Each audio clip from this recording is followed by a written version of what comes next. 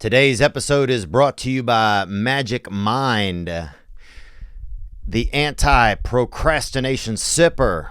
If you want that small upper, you can get it. Go to magicmind.co and use code TheoMagic for 20% off. Today's guest is his second time returning to the podcast. He has a new book out, Beyond Order, 12 More Rules for Life. I'm almost to rule number 4 right now. And man, he's just, I'm gracious for his time. I'm honored to be able to talk to a thinking man. This man is a real thinker and an orator. And sometimes I can think and sometimes I can talk, but rarely can I do both. He's a professor. He's high level in so many fields. He's a best-selling author, sold over 5 million copies of his first book, 12 Rules for Life. Ladies and gentlemen, Mr. Jordan Peterson. And let myself shine that light on me. I'll sit and tell you my stories. Shine on me, and I will find a song. I will sing it just for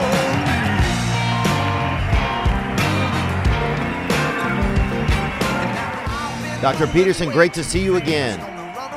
Hi, Theo. It's really good to see you, too. It's been a while. A long while.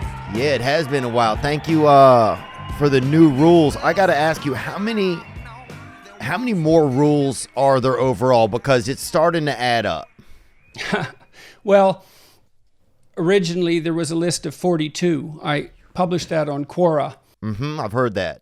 Yes, and so in principle there's 18 more, but of course, there's an infinite number of necessary rules. I don't think I'll publish any more rule books, however. Well, yeah, I'm just letting you know, as someone who's trying to abide by the rules, we're doing our best out here, and we're glad that there's more, but it's a lot to do, it's a lot. Yeah, well, and you can only beat the same horse so many times. Yeah, well, I don't think that's actually a saying, but now I've invented it. Well, I grew up in some area. They had a little bit of mild animal cruelty by us growing up. Nothing real heavy, but, probably I'm glad some of it wasn't documented at the time, actually. So I tried to get as far as I could into Beyond Order, into the new book. And it's just, it's hard. There's a lot of you have to take your time and you have to really absorb as you go. And there's a lot of parts that stuck out for me, but so far there's a part in chapter 3 where you talk about fear and you talk about the fog. And I wrote down a sentence that says that sometimes you're so afraid that you will not allow yourself to even know what you want. I think that's very common. It really hit me hard because sometimes I admit I'm afraid to even map out, even to really write down and map out what I want. But I don't know exactly. I tried to really drop down and figure out what the fear was. Why am I afraid? I've had some trouble really figuring that out. Am I afraid that I'll have to then do it? Am I afraid that I'll then feel inadequate based upon what I really want and where I currently am? So I just wanted you to maybe expound on that a little bit and just kind of share, what did you think? Why do I get afraid to really admit to myself what I really want? Well, I think you put your finger on 2 of the fundamental reasons. If you don't allow yourself to know what you want, then you haven't established your conditions for failure, right? I mean, if you're aiming at a goal and the goal is really clear, then you can... Sorry, I lost you. Oh, you did? Yes. Just visually, or can you still hear me? I can hear you. Just okay. There we go. Sorry about that. No worries. Okay, you're I might back. have been just being still too. Somehow I might get a little No, still. it was the I have Zoom low blood pressure, Zoom actually. minimized. Okay, let's forget about that. We can go back to this. Okay. If you know what you want, then you know when you're failing. If you don't allow yourself to know what you want, you can keep that foggy. If you don't set out the conditions for your success, then you can avoid your responsibility because, again, that's not clear. And the problem with wanting something is that in all probability, you're going to have to work for it. You're going to have to make sacrifices. And it's certainly possible that you want to avoid that. You might be afraid to make it clear because other people could deny it to you too, which is something I write about a fair bit in that chapter. The problem is, and failing to make any of that clear protects you right now, but it's really hard on you over the medium to long term, because if you don't make it clear to yourself what you want or to other people, the probability that you're just going to stumble into it is pretty low. And you can put that off indefinitely day after day, but the problem with that is that you age while you're doing that, and there's obviously a price to be paid for that. So that chapter, that's chapter 3, do not hide things in the fog. I mean, it's a warning about failing to pay attention. You know, knowledge emerges in a very strange way. It emerges, obviously, when we learn something, we started out by not knowing it. And so what that means is that knowledge goes through a transformation process from being absolutely not there to being explicit and fully detailed. And one step of that process is emotion. And so, for example, you might find yourself frustrated and disappointed about the events of the day, but be unable to exactly specify why. That's extremely common. You know, you go home to your partner and you be in a bad mood and, you know, you'll snap at them for something and they'll say, well, what's up with you? And you'll say, well, nothing, you're just being annoying, when it's perfectly clear to both of you that there is actually something up with you. And then that disappointment and frustration, anger and sadness, let's say, or anxiety, is a sign that something isn't right. But it isn't necessarily that you're repressing knowledge of what's not right. It's that you actually don't know. And the emotion is the first step in the process by which that knowledge emerges. And you might have to sit and think and talk to your partner or to a friend for God only knows how long before you're actually going to put your finger on what it is that you're upset about. And it could be very far removed from whatever happened to trigger you in the moment. And so that's the fog. And you can keep things in the fog just by not doing that. It's really easy. It's no more difficult than just sitting there doing nothing, because creating knowledge is active and difficult. Yeah, well, it's, you know, we've created such a perfect fog these days. Like, really, the fog has been, it's become the fog is such a business. Every little thing that can be created to take away your attention from, or that can take away our attention from figuring out who we are, or like kind of spelunking inside of ourselves and trying to get some answers, has really been created. It's pretty masterful how much has been created out here on the outside to keep our attention away from delving inside of ourselves. Well, you know, attention is the basic currency, right?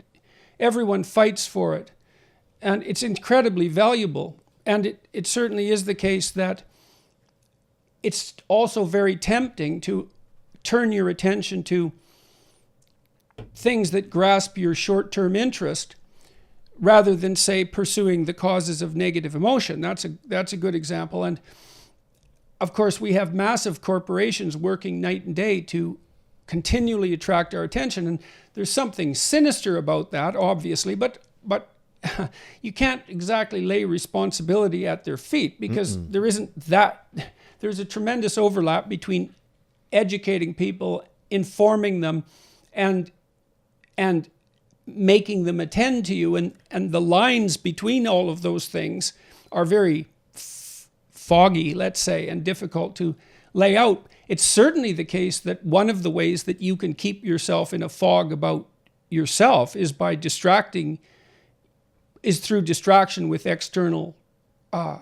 with anything in the external world. And obviously computer technology, cell phones, games, well, not negative in and of themselves, perhaps, are there at any moment to distract you. At any moment, the little things that are time consumers, like there's companies, there are businesses where that's their business, is to get your attention. Everything's trying to get our attention. Sometimes I worry that the forces that are out there that have like started to, really create algorithms even on how to get our attention and how to keep it, that those forces are stronger than our human abilities to keep them away from us. Do you feel like that's true, or do you feel like that's just a fear? I really do believe that that's true. Look, as far as I can tell, we are teaching computers to read our minds as fast as we possibly can.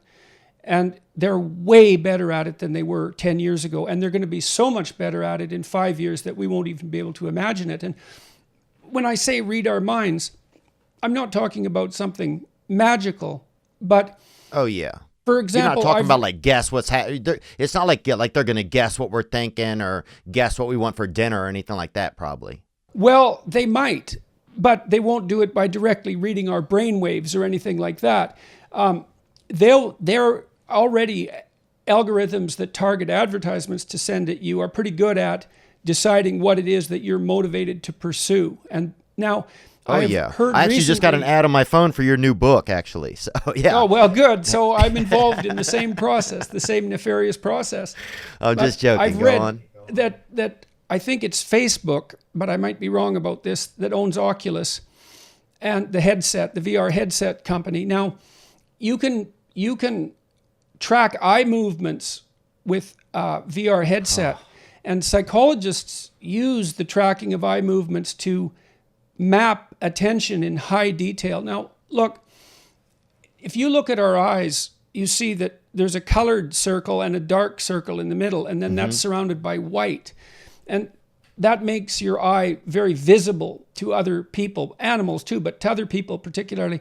Human eyes are quite unique in that regard, and it looks like we've evolved to have highly visible eyes.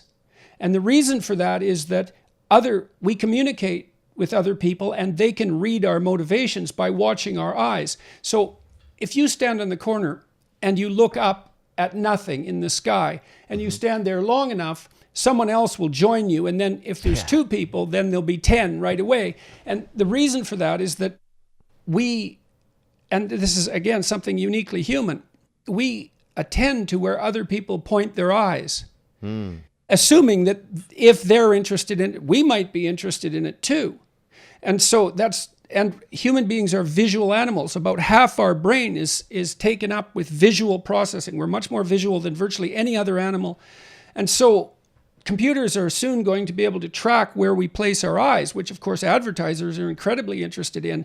And that's going to speed up the ability of high-powered computational devices to understand human beings as a group, but also each of us individually to an immense degree.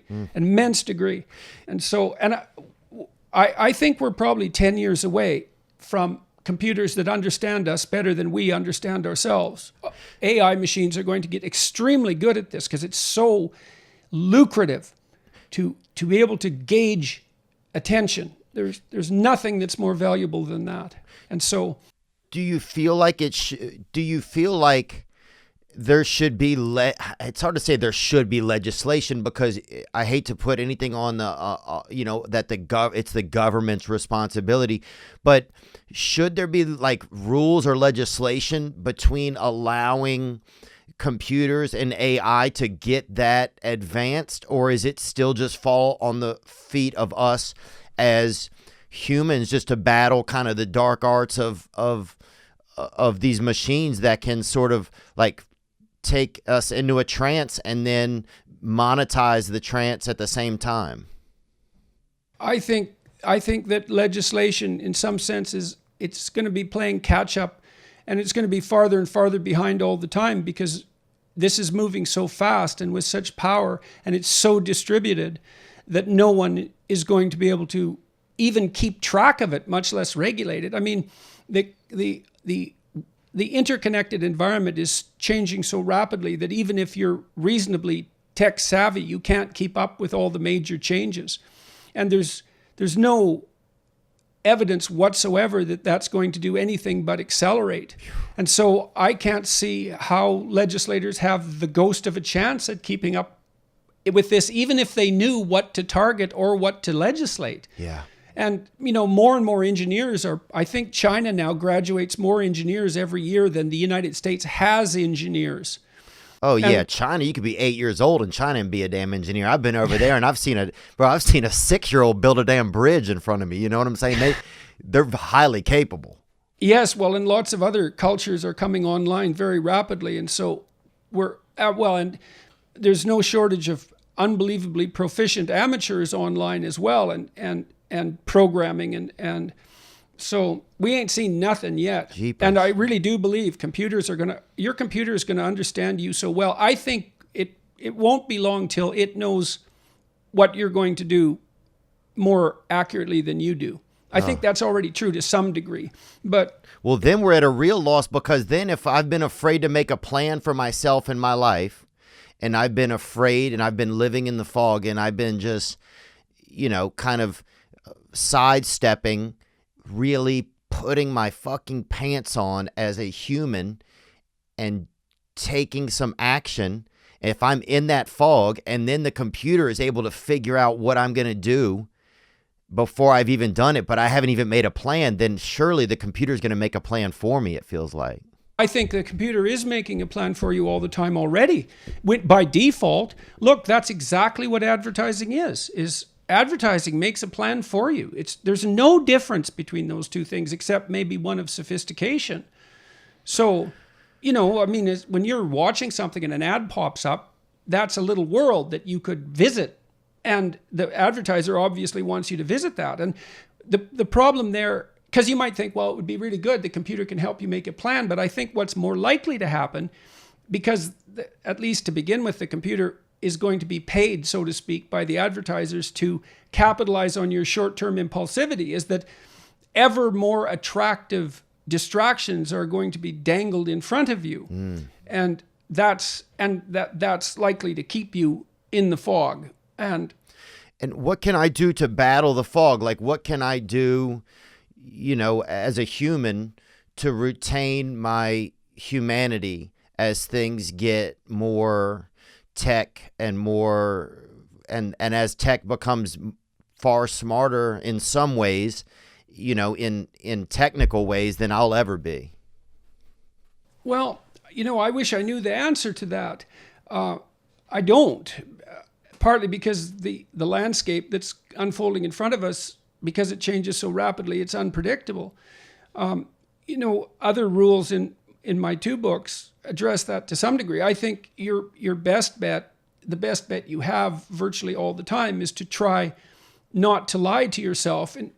In my first book, 12 Rules for Life, I said, do not lie, I said, the rule was tell the truth, or at least do not lie, because, you might, can you tell the truth? You'd have to know the truth. You might be able to tell some partial truths, but you can't tell the truth. But you can not say things that you know to be false. And in the second book, the new one, Rule 5 is do not do things that you hate, which is also a kind of lie. And I don't mean don't do difficult things like get out of bed at 6 a.m. and exercise. You might say, well, I hate going to the gym. And that isn't what you don't really hate going to the gym. You just find it difficult.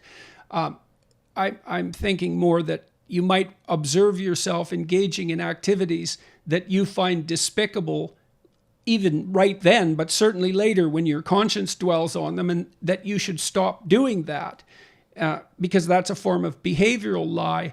I think the only thing we have to orient ourselves is, as individuals, is our willingness to live a life that's relatively free of unnecessary deceit, or of deceit at all. The 11th rule is do not allow yourself to become deceitful, resentful, or arrogant. I might have those out of order, but it's concentrating on the same sort of idea. It's partly Here's another way of looking at it. Your attention moves around for reasons that you don't quite understand. Those reasons are unconscious. You can tell that to some degree because you can't make yourself pay attention to something that you aren't interested in. Well, you can, but you really have to work at it. It's really easy to pay attention to something you're interested in. That's not difficult at all. In fact, it's enjoyable, whereas paying attention to something that you're not interested in requires will and effort. And so you can see that there's unconscious mechanisms at work there because you can't control them. Now, the danger to deceit is that you'll pathologize those unconscious mechanisms. Because as you practice something, imagine you practice a particular form of untruth, you tell yourself a story that you know to be false, and that becomes your habitual way of looking at the world. Well, what that means is that you're forming habits that are unconscious, because habits become unconscious, and then they skew the way the world appears to you. It'll pull your interest in places that aren't good for you to go, that aren't associated with the real world. And so that's not to be wished for. That's because you don't want to be out of sync with your automatic self. That's bad news. And lying definitely does that, especially if it's habitual. So because it creates what, a false truth? Well, it creates a false truth and a false you. Right.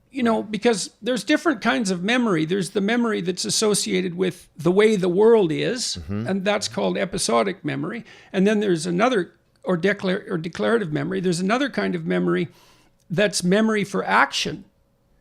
And so that's what you use when you play tennis or ride a bike or play the piano. You know how to move your hands and you move your body, and that's a kind of memory as well. And you don't want to pathologize either of those, because then you become, once the deceit has become habitual, then you're its victim, you're its pawn, because it's automatic. And that's a terrible fate. You don't want that. You really don't want that. I think your best defense against anything that's trying to hijack your attention is something like honesty. It's also very useful, and I stress this quite a bit in this second book, to surround yourself with people who want the best for you and who care for you, because they can also help keep you on the straight and narrow path. And that's not a matter of some trivial moral injunction. There's terrible places you can end up. Oh, yeah.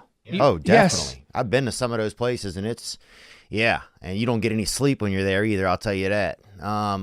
Right. Another indication that your unconscious mind is not working properly at some point, right? Because the sleep-wake cycle gets dysregulated. That's very unpleasant, to say the least.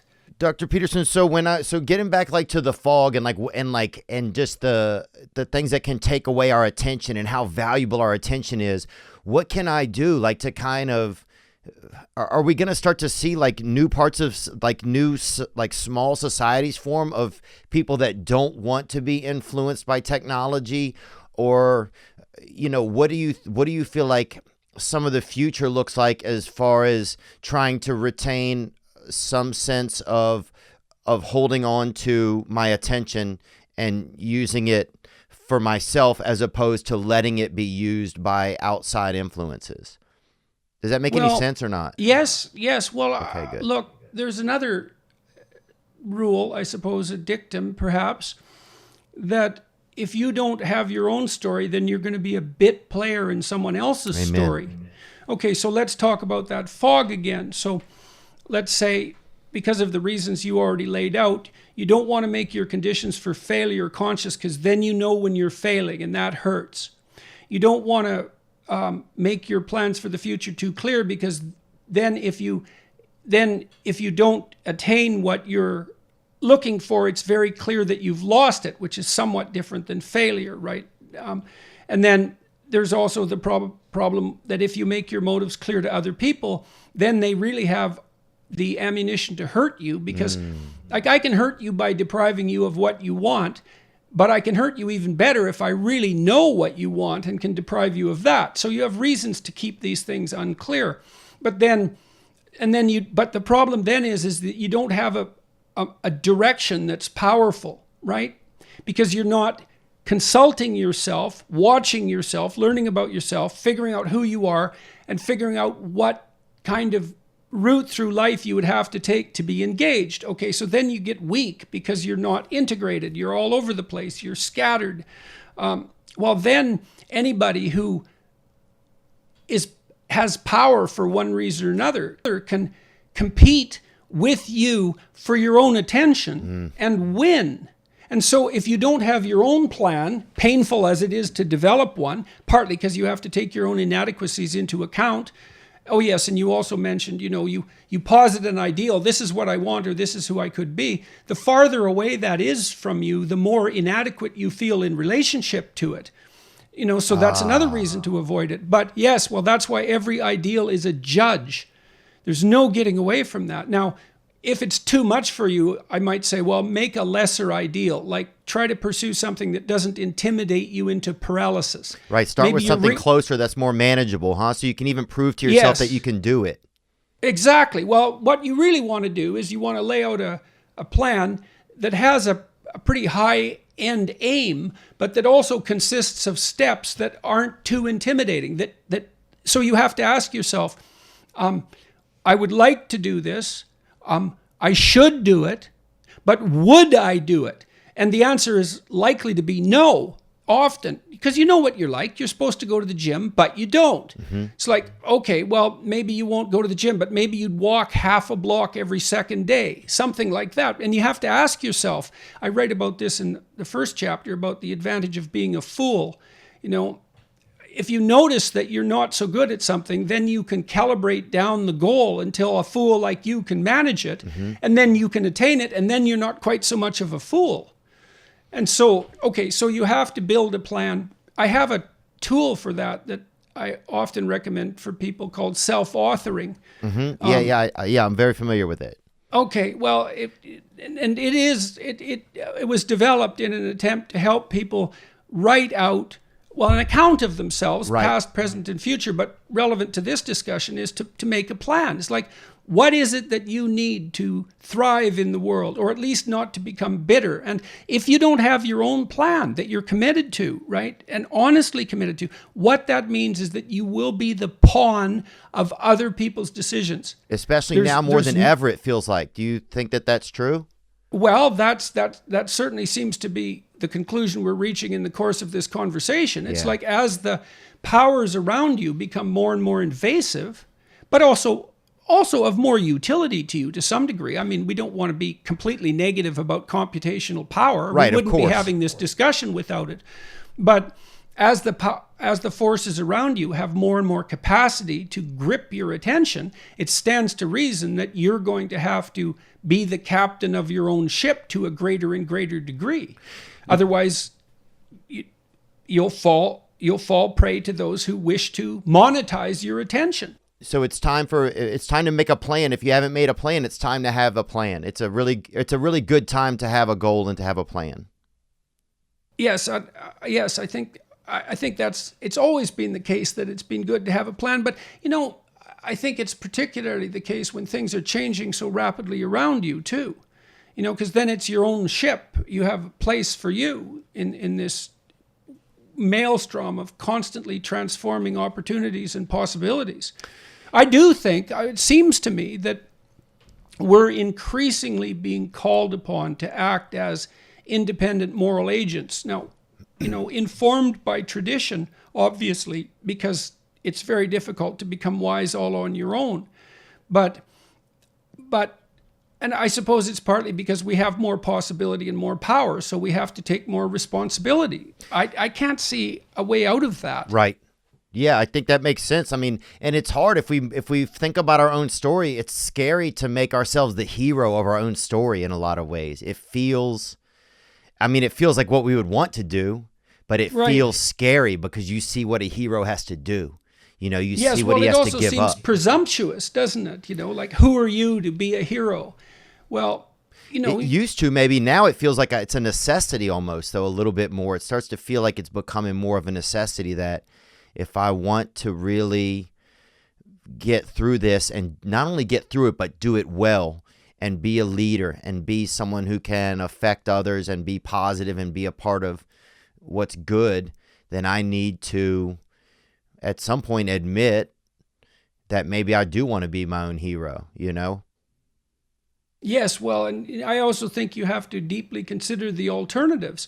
You know, it's so as a clinician, I frequently saw that my clients were afraid to make a move. I talk about that a little bit. Oh, yeah. I think that's in chapter 5 again. Do not do what you hate, which is full of sort of practical advice, I suppose, in relationship to career.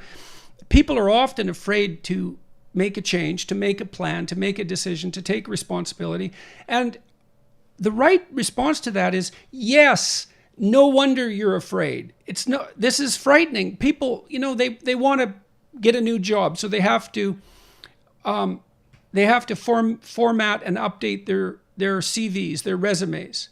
Well, just that alone is enough to stop many people cold, because first of all, you have to gather up all that information. And then second, you have to make a coherent narrative account of your life. And third, you have to face all the things that you did in the past that didn't work out the way they were supposed to. You have to take account of the gaps in your resume. Like, to make a resume is to take a cold, hard look at yourself. It's like, oh God, who the hell wants to do that? Like an inventory kind of. Yes, exactly. And so you're afraid of that, and you put it off and you put it off. And, oh, yeah. And you can't say, well, don't be afraid of that. What you can say, I think that's more useful, is, okay, you don't like your job. You don't like your current position. You don't like your status. You don't like your income. You don't like your trajectory. That's why you want to change. Okay, well, let's say you don't make your resume. Then what does the world look like in 5 years? Like, frightening as it is to make a plan, unhappy stasis just disintegrates. Right. And so one of the things we do in the self-authoring program, in the future authoring program, is say, well, if you deteriorated according to your own vices, and that got out of hand, what would that look like 5 years down the road? You know, everyone knows. Oh, yeah. Some people flirt with alcoholism or drug abuse or sex addiction. Yes. That's right. Fractured relationships. Snacks, even candy, whatever. And then, you know, you have a sense in your mind of what you'd be like if you let yourself go. Oh, well, I'd be sick, man. I'd be under a bridge or something. I'd probably be behind like I don't know, living behind a Tim Hortons or some, you know, some type of place. I'm trying to make it local to you, but like I'd be living, you know, I'd just be doing drugs or just probably listening to Aerosmith. I'd be outdoors, I bet, no real home. I'd have no family. Yeah, so for you, it's a vision of homelessness and substance abuse. Yeah. Yeah, well, you got to ask yourself, like, okay, think about that. Is that what you want? And think about it. Imagine that That's what awaits you. Well, then you have a better thing to be afraid of. It's like, afraid as I am of gripping my own destiny, here's the alternative. Right, and now you've created a reality of what that looks like. So now you have something to battle against, right? Yes, exactly. And you need to, part of being motivated is to be afraid of the proper things. You know, afraid as you might be of success, and fair enough, it's possible that you should be more afraid of stagnation and failure. But you have to make those things real for you before they have any power. Yeah, as you're talking, I'm even realizing that if I don't make the lowest, if I don't make the reality of what could happen if I don't take care of myself, and if I were to like devolve and disintegrate into my worst place, if I don't make that a reality, it almost lets me stay in the fog even more, because now even the end hasn't even been created. I've left it all just so vague that I can just kind of meander around. It's like it reminds me a little bit. I didn't want to quit smoking for a while, because if I quit smoking, then I would have to actually then do something else good for myself, or I would have to then be a non-smoker, and a non-smoker might then go for a run, or he might then achieve a different goal. So one of the reasons I realized for a while that I didn't quit smoking was because if I was real honest with myself, I wanted to always have an excuse of why I couldn't do other stuff. Right. I think that's a really good, well, that's the kind of observation that's necessary. So you've made 3 observations so far about, sort of nefarious, dark motives that keep you down. You said, well, there's the unwillingness to take responsibility, the fear of the distance between you and your ideal. And then now you had another one, which is, well, it isn't just quitting smoking, because that's part of the decision to be healthier. Well, what does that mean? Well, it doesn't just mean quit smoking. It implies other things. And those things are effortful in the moment, right? They pay off in the medium to long term, but they're effortful in the moment. And so, and that your ability to do that is exactly part and parcel of that process of pulling things out of the fog. It's like, these are really good questions to ask yourself. It's like, well, what reasons do I have that I don't want to admit that are stopping me from doing those things that I want to or know that I should? I'm afraid of judgment mostly, usually. Afraid of judgment? Yeah. Yes. I'm afraid I'll fail. I'm afraid I'll realize that I'm not good enough, or I was never capable enough in the first place. Right, that's a really big one right there. It's like, I watched this Simpsons episode recently where Bart had to get a C on one class or be held back. And he actually studied for like 2 days, and then he failed. And he broke down and he said, well, my God, this is so terrible, because I was failing before, but I wasn't trying. And so it wasn't really failure, because I never tried. But this time I really tried, and yet I failed.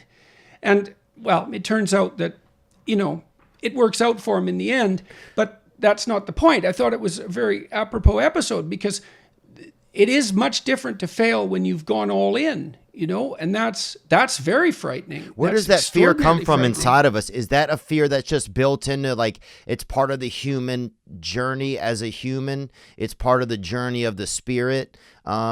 Is that something that's just built into us from birth, kind of? Or do you think that some of that fear is learned over time? What do you think about that? Well, I think fear of failure is part and parcel of being human. The particulars of that can be changed a lot by your upbringing. I mean, if you were punished unduly for failure, or perhaps protected too much from it, so you have no experience with it, then that can certainly elevate the danger. Your own temperament can do that too, because sometimes some people are more prone to catastrophize as a consequence of relatively trivial failures, and that can bring them down. So, but we are future-oriented creatures, and that's a deep part of our nature. And so that fear of failure, fear of judgment, all the things that you've raised so far, they're deeply central to our nature. So you also mentioned, we talked a little bit earlier about how not clarifying your future goals can keep you in the fog. You pointed out you can do that equally with the future that is the failure. And I think that's equally true, is by, you're smoking and you can not think about that. It's quite easy to not think about it. It'll plague you now and then, but to think about something, generally speaking, is effortful, and often you also have to talk to other people, and so you have to put some time and energy into it, whereas not thinking about something is pretty easy. And so you'll be, you wake up in the morning and cough and feel terrible because you smoked way too much, and if you thought about that for a little while, you could see quite quickly where that's probably leading, but you can just not do that. Distract yourself. Think about something else. Think about anything. Repression. Yep. Play a game. Think about a friend. Think about there's so many things you could do. So then you leave yourself undefined. Well, the problem with all of that too is that I think then in some sense you're destined to fail in the most fundamental sense, because unless you believe that you can get what you want without being sophisticated about failure and being sophisticated about success. And I don't believe that, because being successful at anything is actually rather unlikely. Although being successful at something you have a decent shot at, but any particular thing is quite unlikely. And then if you put obstacles in your path, well, and you're facing competition, because you're definitely always facing competition. Yeah, there's people that want to define themselves. There's people that want to make that effort, that want to, like open their eyes in the fog and really try and see themselves, Yeah, that's going to be competition. Yes, and in all likelihood, they're going to get there before you, unless you think that you can stumble fortunately into what you desire. And I don't think virtually no one believes that if pushed. They might assume that in some ways and act like that in some ways. But if you push someone and say, look, if you tried harder, would you do better? They think, well, yeah, probably. Yeah. And so it's hard to deceive yourself about such things. Is it more of a Western kind of philosophy that we can, like the fog is almost, is it more of a luxury almost of Western civilization to even be able to have a fog? I feel like in some cultures and societies, a fog would be a luxury maybe, because you have to face real elements of survival more often. Well, we could say maybe that it's a danger of right. Of plenty, that's a better way. Right. Well, I've wondered this, so let's say you're a parent and you're reasonably well off. Well, how much do you do for your kids? And the answer to that is surprisingly complicated, because on the one hand, you want to do everything you can. On the other hand, if you deprive them of necessity, then you deprive them of the opportunity to, you deprive them of the motivation that necessity often provides. And so, you said, well, in cultures where you're living more hand to mouth, you don't have the luxury of making things unduly complicated. And there is some advantage in stark motivation. If you're really hungry, you don't have a lot of existential angst around eating. You just eat. And so that definitely is a problem. It isn't obvious to me what to do about that either. It's one of the diseases of wealth. What should I do? Well, I don't have to do anything. Well, why should I do anything? Or what calls to me? That's also a problem that's going to become increasingly relevant. Do you ever wish sometimes, like, if you could do it again, that you got to be in like a more of a primitive kind of life where you just like, where things just felt like if you saw an animal, it kind of felt like y'all maybe knew what each other was thinking or something like that? Like, sometimes I feel like I love being in America and I think it's really cool, but sometimes I'll see like something on National Geographic or something and I'll be like, man, that really looks a lot more real, like a lot more visceral. Like I've been to Africa before and I remember looking in the eyes of a man one time and it felt like he was like, no joke, doctor, it felt like he was like 3 million years old. Like it just... like his eyes, it just felt like, man, you could just dive into his eyes and never hit the bottom, man. Do you ever think like how neat it would be maybe to have more of a primitive type of, I don't know if primitive is the right word. People obviously have a nostalgia for that, I mean, that's why we camp. That's why people have a cottage in the woods. There is something about that more direct existence that is obviously attractive to us. It doesn't mean that we're likely to produce it for ourselves, although it is strange that we'll do that when we're vacationing. And yeah, it is strange that we'll like kind of go back to almost like we'll kind of flirt with having nothing, kind of.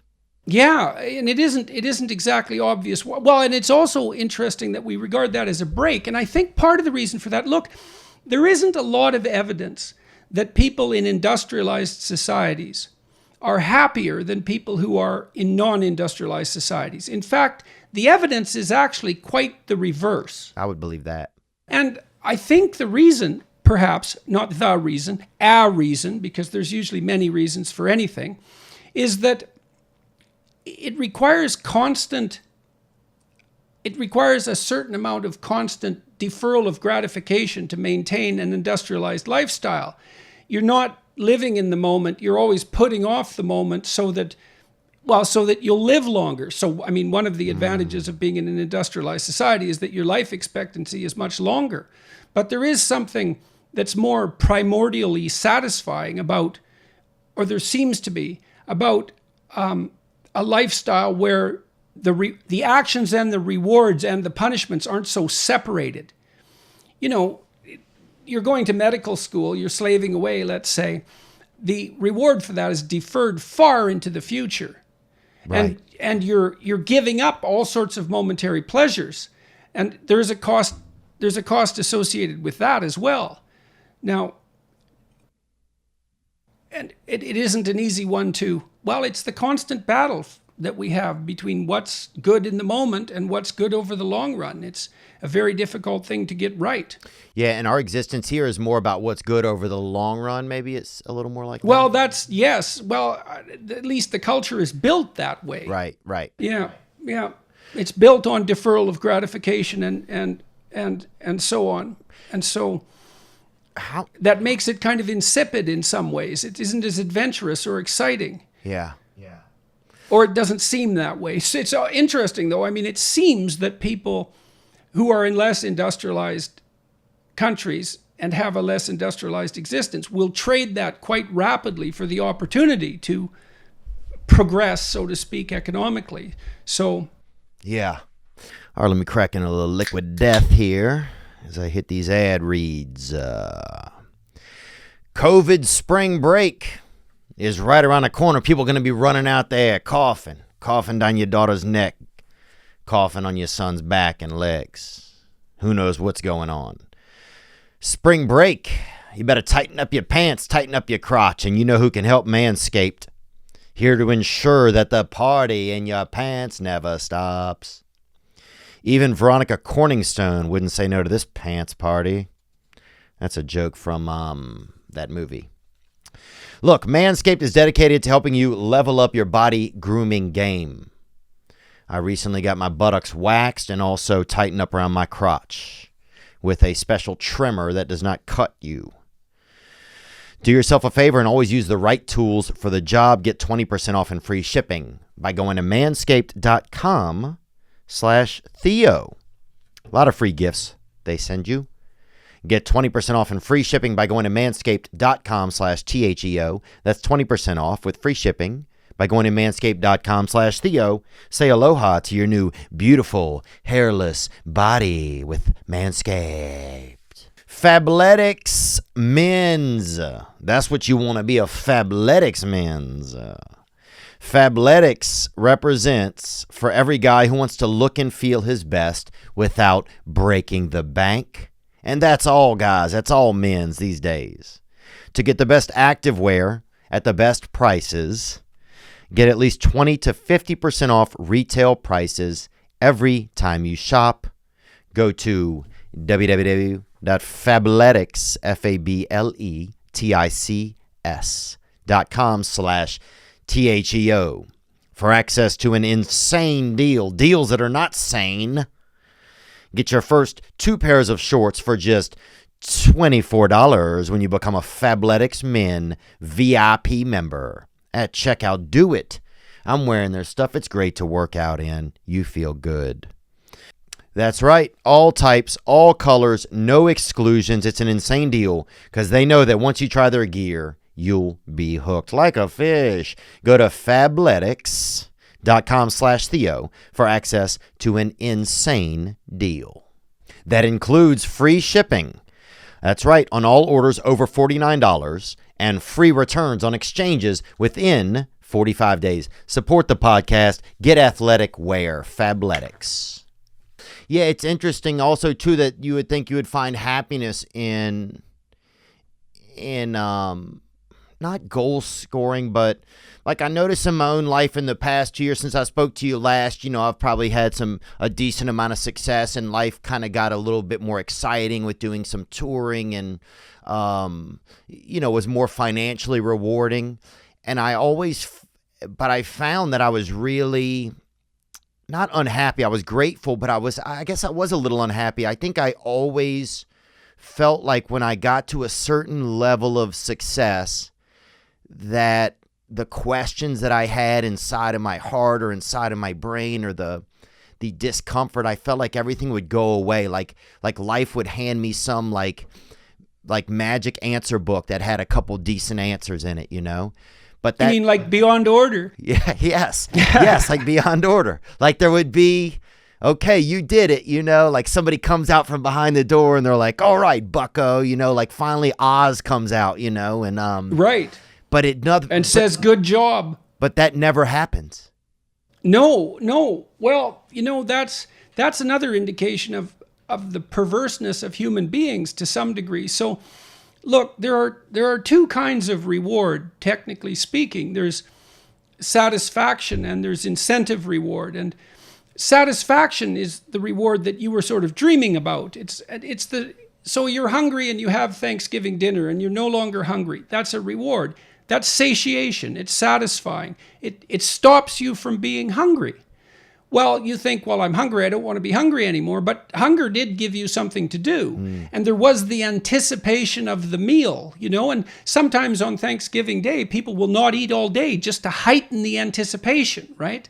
Because that increases the incentive reward. And incentive reward is what you experience when you're moving towards a desired goal rather than when you attain it.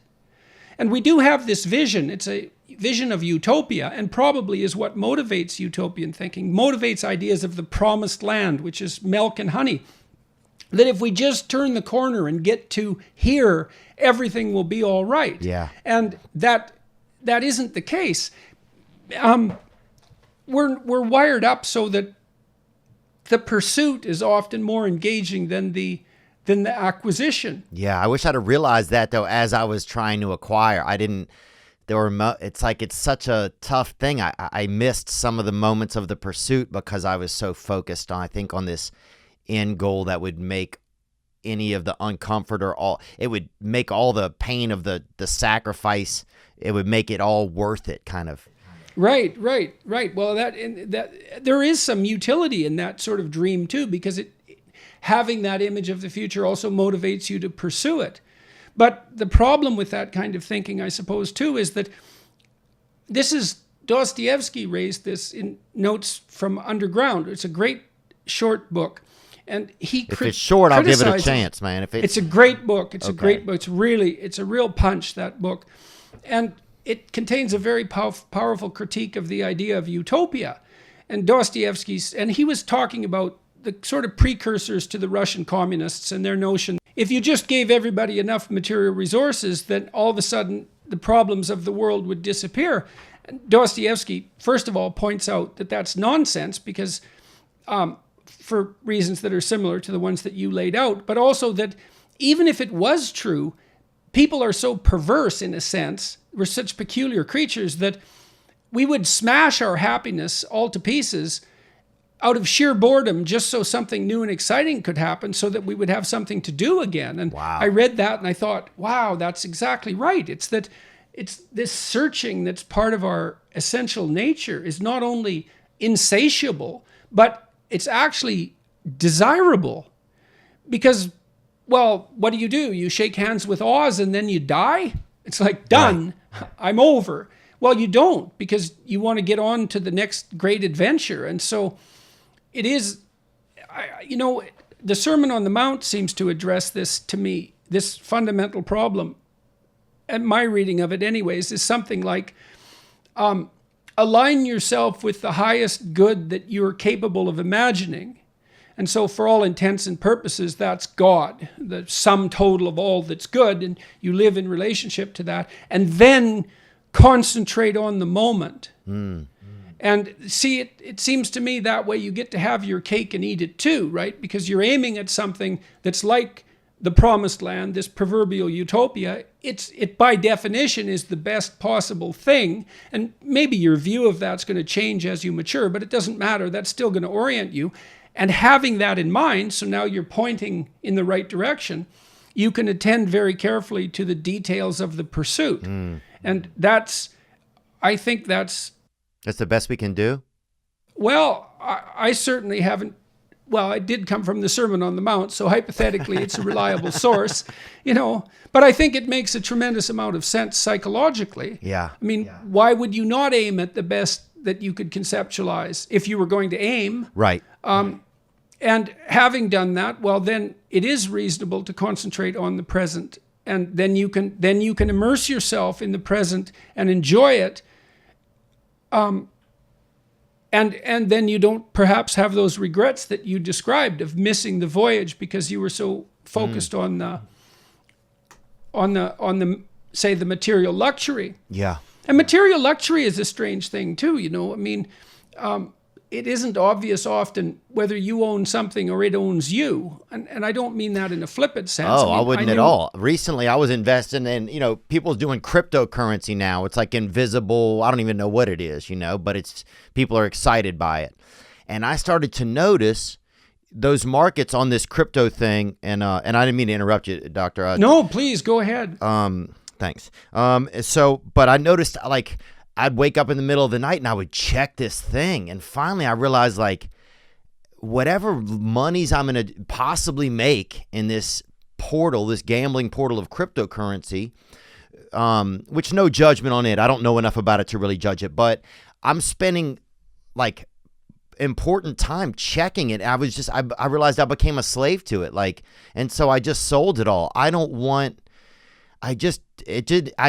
my heart and in my chest, it didn't feel good having that distraction to check all the time about what was going on with this money. It just felt like it owned me. And I immediately decided, you know what? I just don't want to be owned by this. Maybe something else, but just not this, Right. And was it specifically the worry about it that was bothering you, or what do you think triggered or alerted you to the fact that pursuit wasn't for you? That's a great question. I think it was I couldn't control myself. This is the truth. I couldn't control myself from checking it. And so the only alternative I had was to eliminate it because I was really having trouble. And it doesn't fully answer your question, but I was just having trouble stop checking it. So I just said I have to get rid of it. Well, it answers it to some degree. You found... to your surprise, see, this is partly we were talking earlier about not hiding things in the fog. This is part of the process of coming to a clearer vision of yourself, is noticing exactly that. Because your theory was, well, I can buy this cryptocurrency and maybe I'll make some money, but regardless, one way or another, this is going to make my life better. You had a theory of yourself and you had a theory of the money. Yeah. Well, it turns out that was wrong. Now, why exactly? We don't know, but the consequence of that was that you became a slave to a set of impulses that you didn't find enjoyable in the least. Yeah. And that is, and so then you stopped doing it, and fair enough. That seems to be the right solution. Yeah, and that's a kind of a simple scale, I think, and that scale evolves as I get a little bit older. Does this make me feel good? Does it really make me feel good? Even sometimes making some money doesn't really make me feel good, does it make me feel good as a human, as something that has to be alive? Does it feel like it brightens that part of me that makes me feel proud, I guess. I don't know. I'm trying to explain it. No, it's a great thing to explain as far as I'm concerned, because look, you said, does it make you feel good? And then you started to investigate what good meant. And well, both of those things are really worth doing. They're not foolish in the least, because what's good, when you brought in the idea of being alive, which, you might think, well, why did you bring in the idea of being alive? Obviously you're alive, but there's a theory there that's emerging too, which is, well, I'm a living creature and this African that you saw who was so old, you're that old. You're really old. Life has been around for 3.5 billion years. We're really old, and God only knows what we're up to or who we are. And so you say, well, we're going to pursue what's good. And what is that? Well, it has something to do with the fact that we're alive. We have to serve our own biological reality. We have to address the good in a manner that's right for us as living creatures. And so you say, well, we have to pursue the good, but we also have to figure out what it means, what the good means. Yeah. And that's partly what I'm trying to do in Beyond Order, my other books. I looked a lot at traditional ideas of the good. Most of those are grounded in religious conceptions. What does it mean to pursue the good? What does it mean to be a good person? Well, these are very complicated problems, but you don't get a free pass on them. If you're murky about them, then you're ill-defined and vague and inarticulate in your own life, and that's not. There's comfort in that. It's comfortable. Yeah. Oh, it's very comfortable. It's like a nice shawl or something, it's merino wool. I mean, it's nice, it's really nice to be comfortable and not have to ask myself, am I happy? Am I being of service? Do I feel like I'm contributing anything to the world? Do I feel like I'm being honest? Do I love myself? Do I love others? Am I being a good brother? Am I being a good son? If some of the answers aren't what I want them to be, am I trying in some way to maybe get to answers that I'm more happy with? Am I proud of myself? Am I ashamed of myself? Where does my shame come from? Yeah, well, that's a good question. That's a really tricky question. Well, that's when I feel a lot. When I just feel a lot. I feel, shame really, it's such a powerful thing. Sometimes I'm carrying shame. I don't even know if it's my own. Yes, well, that's why there's the concept of original sin.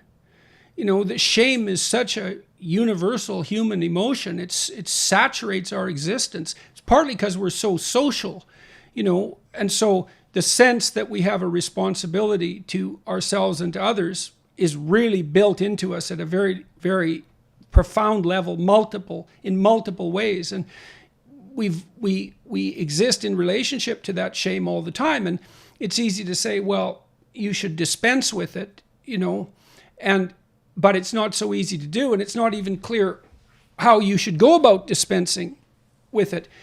I've seen people in my clinical practice who had what seemed to be counterproductive levels of shame, right? They would do things that someone else might do and then punish themselves far more than seemed appropriate. And I started to think about, what does it mean to punish yourself appropriately? Philosophy of punishment, which I outlined to some degree in the first book on the chapter on children, which is don't let your children do anything that makes you dislike them. Well, you have to stop them. Well, how do you stop people? Well, you punish them one way or another, even if it's just withdrawal of attention. So then, how should you punish, assuming there are standards, etc.?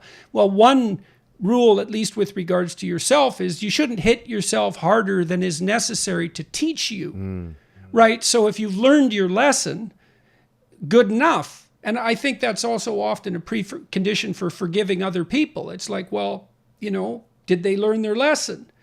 Yes, well, then maybe you can let it go, because additional punishment, what, is it going to make them learn the lesson even more? Why will I forgive myself? Why will I forgive other people before I'll forgive myself, I wonder?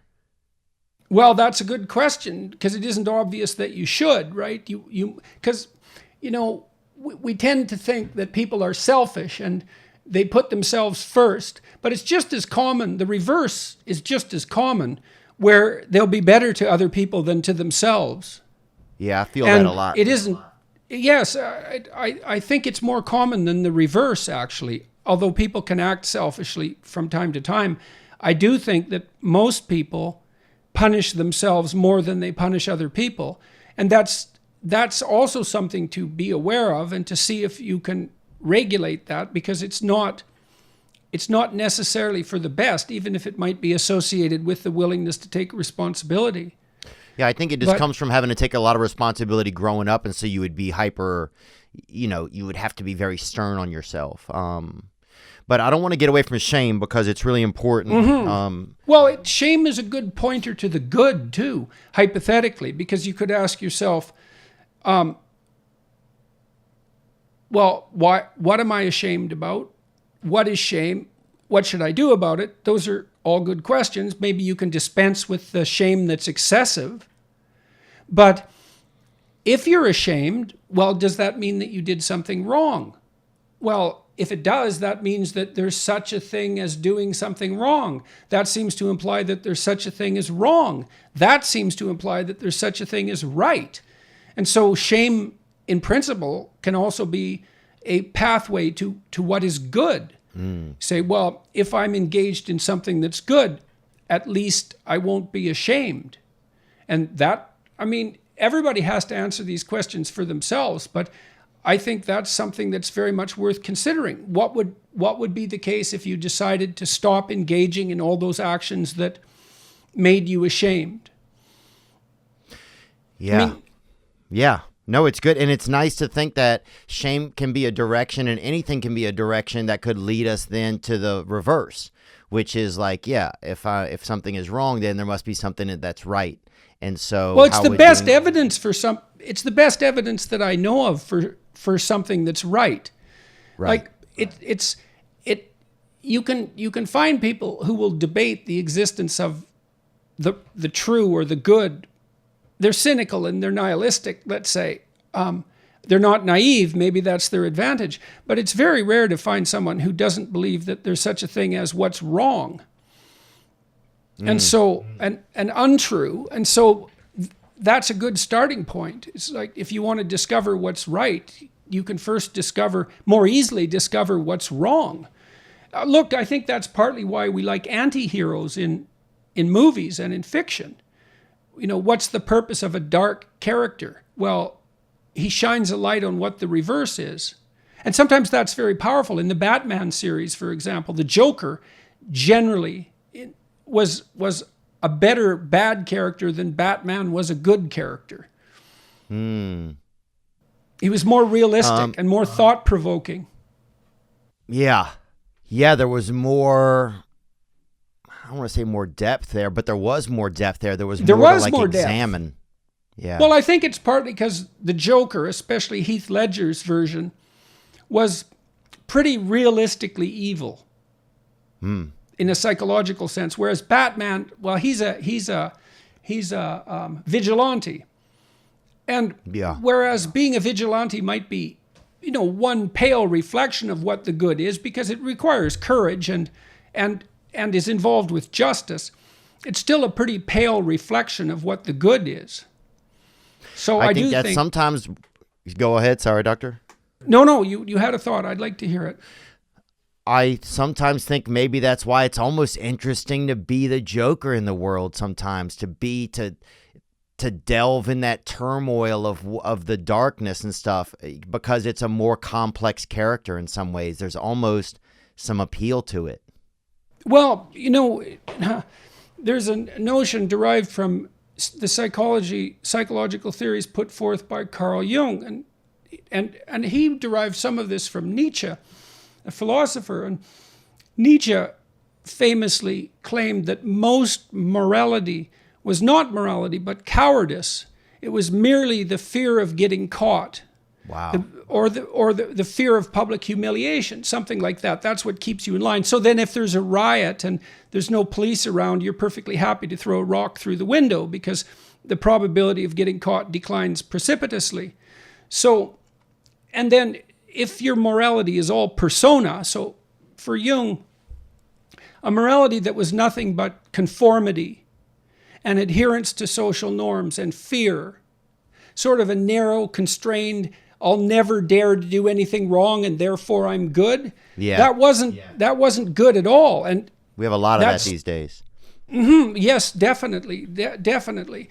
And so under those conditions, if you're nothing but a persona, and so you're an obedient coward, let's say, then your dark side is actually the pathway to salvation. Because it's what breaks out. Yes, precisely. It's what breaks that tawdry, banal morality into pieces and leads you forward. That's crazy. So sometimes you need the dark side to even see what's going on the. It's tricky. Well, it's very, very frequently the case, and I mean it's an axiom of Jungian psychotherapy that the pathway to development is through the shadow. Wow. So, for example, you might have somebody in your clinical practice who's been raised by extremely conservative and religious parents, which I'm not criticizing, by the way, but they're 27 years old and still a virgin. Now, look, there's utility in fidelity, and promiscuity isn't a plus. But it might be that if you're still a virgin at the age of 27, that it's necessary for you to investigate your lust in order to progress past your mere childlike obedience. Right. Yeah, because you may have some hang up there that's even preventing you from engaging and getting settled down, Oh, in all likelihood, because, for example, if you're terrified of that, then perhaps you're not very good at sophisticated sexual suggestion like flirtation. And so then you're nowhere near as attractive as you might be. So no one is going to be, interested in you as a potential mate. Yeah. And you might also see someone who prides themselves, for example, on never getting angry. Maybe they had an overbearing father who was angry all the time. I never get angry. Well, that person is constantly being pushed around by his or her boss at work, and maybe his or her wife or husband. And that I'm too good to be angry persona is stopping them from manifesting the aggression necessary to even tell the truth about their situation. Man. There's so many boxes and places we can put ourselves. We have to be careful. Everything is kind of a little bit of a trap sometimes. Yeah, well, that's why we pay attention to being bored, I suppose, to some degree. That's a sign, too, that the box has got a little bit too tight. Yeah. And then you need to make arrangements with the part of you that can break things, because things need to be broken just like they need to be fixed. And something that's old and ready to fall down sometimes needs to be leveled before something new can come along. Look, there's nothing more obvious in the world today than the fact that you might need help. And I know I need help because I get help.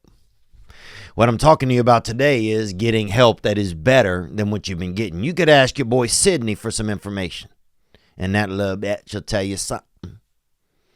Or you could ask little Daniel over there for some information. And he's over there. He's hitting them Winstons. And he's been locked up in his own backyard for doing family crime. But BetterHelp will assess your needs and match you with your own licensed professional therapist. Real help. We're talking real help. The service is available for clients worldwide. BetterHelp wants you to start living a happier life today. I tell a story a while back. I was going to see my friend Chris D'Elia. It's about 1.5 years ago, and I was not doing well. I was probably crying and driving. And I wasn't even listening to country music, so, it was just natural. And I wasn't doing well, and I needed some help, so I pulled over on the side of the road, and I called BetterHelp. And in no time, I was FaceTiming with a real human female psychotherapist. Visit their website and read their testimonials that are posted daily. Go to BetterHelp.com/Theo and join the over 1 million people who have taken charge of their mental health. You can get 10% off your first month at BetterHelp.com/Theo. This podcast is sponsored by BetterHelp, and this past weekend, listeners get 10% off at BetterHelp.com/Theo. If you need some help, and you don't want to go to a person in your town, or you're scared or whatever, give it a ring, bug out. Your head is a unique spot, and you could do little things. You could do a earwax cotton handle thing. See what's up. You could do other stuff. Put a hat on your head. Comb your hair. All those things are unique, but none of them are going to change your life. Wouldn't it be great if there were a pocket-sized guide that helped you sleep, focus, act, and be better? There is. And if you have 10 minutes, Headspace can change your life. Headspace is your daily dose of mindfulness in the form of guided meditations in an easy-to-use app. Headspace is the only meditation app advancing the field of mindfulness. If you're not being mindful, you can be mindful, and that's called Headspace. You know, there's so many different little meditations on there. It teaches you how to meditate. Some people say, well, I sit there and I don't know what's going on and I can't relax and I got ants. Suddenly I got ants on me. Damn. Headspace is backed by 25 published studies on its benefits, 600,000 5-star reviews, and over 60 million downloads. You deserve to feel happier, and Headspace is meditation made simple. Go to headspace.com/THEO. That's headspace.com/Theo for a free 1-month trial, 1 free month of Headspace, with access to Headspace's full library of meditations for every situation, every one. That's right. This is the best deal offered right now. Head to headspace.com/Theo today. You've probably tried meditation before and it didn't work, or maybe you felt like you were doing it wrong. If mental health is part of your self-care plan this year, you owe it to yourself to try Headspace. And now, back to Mr. Peterson. So lucky to have him.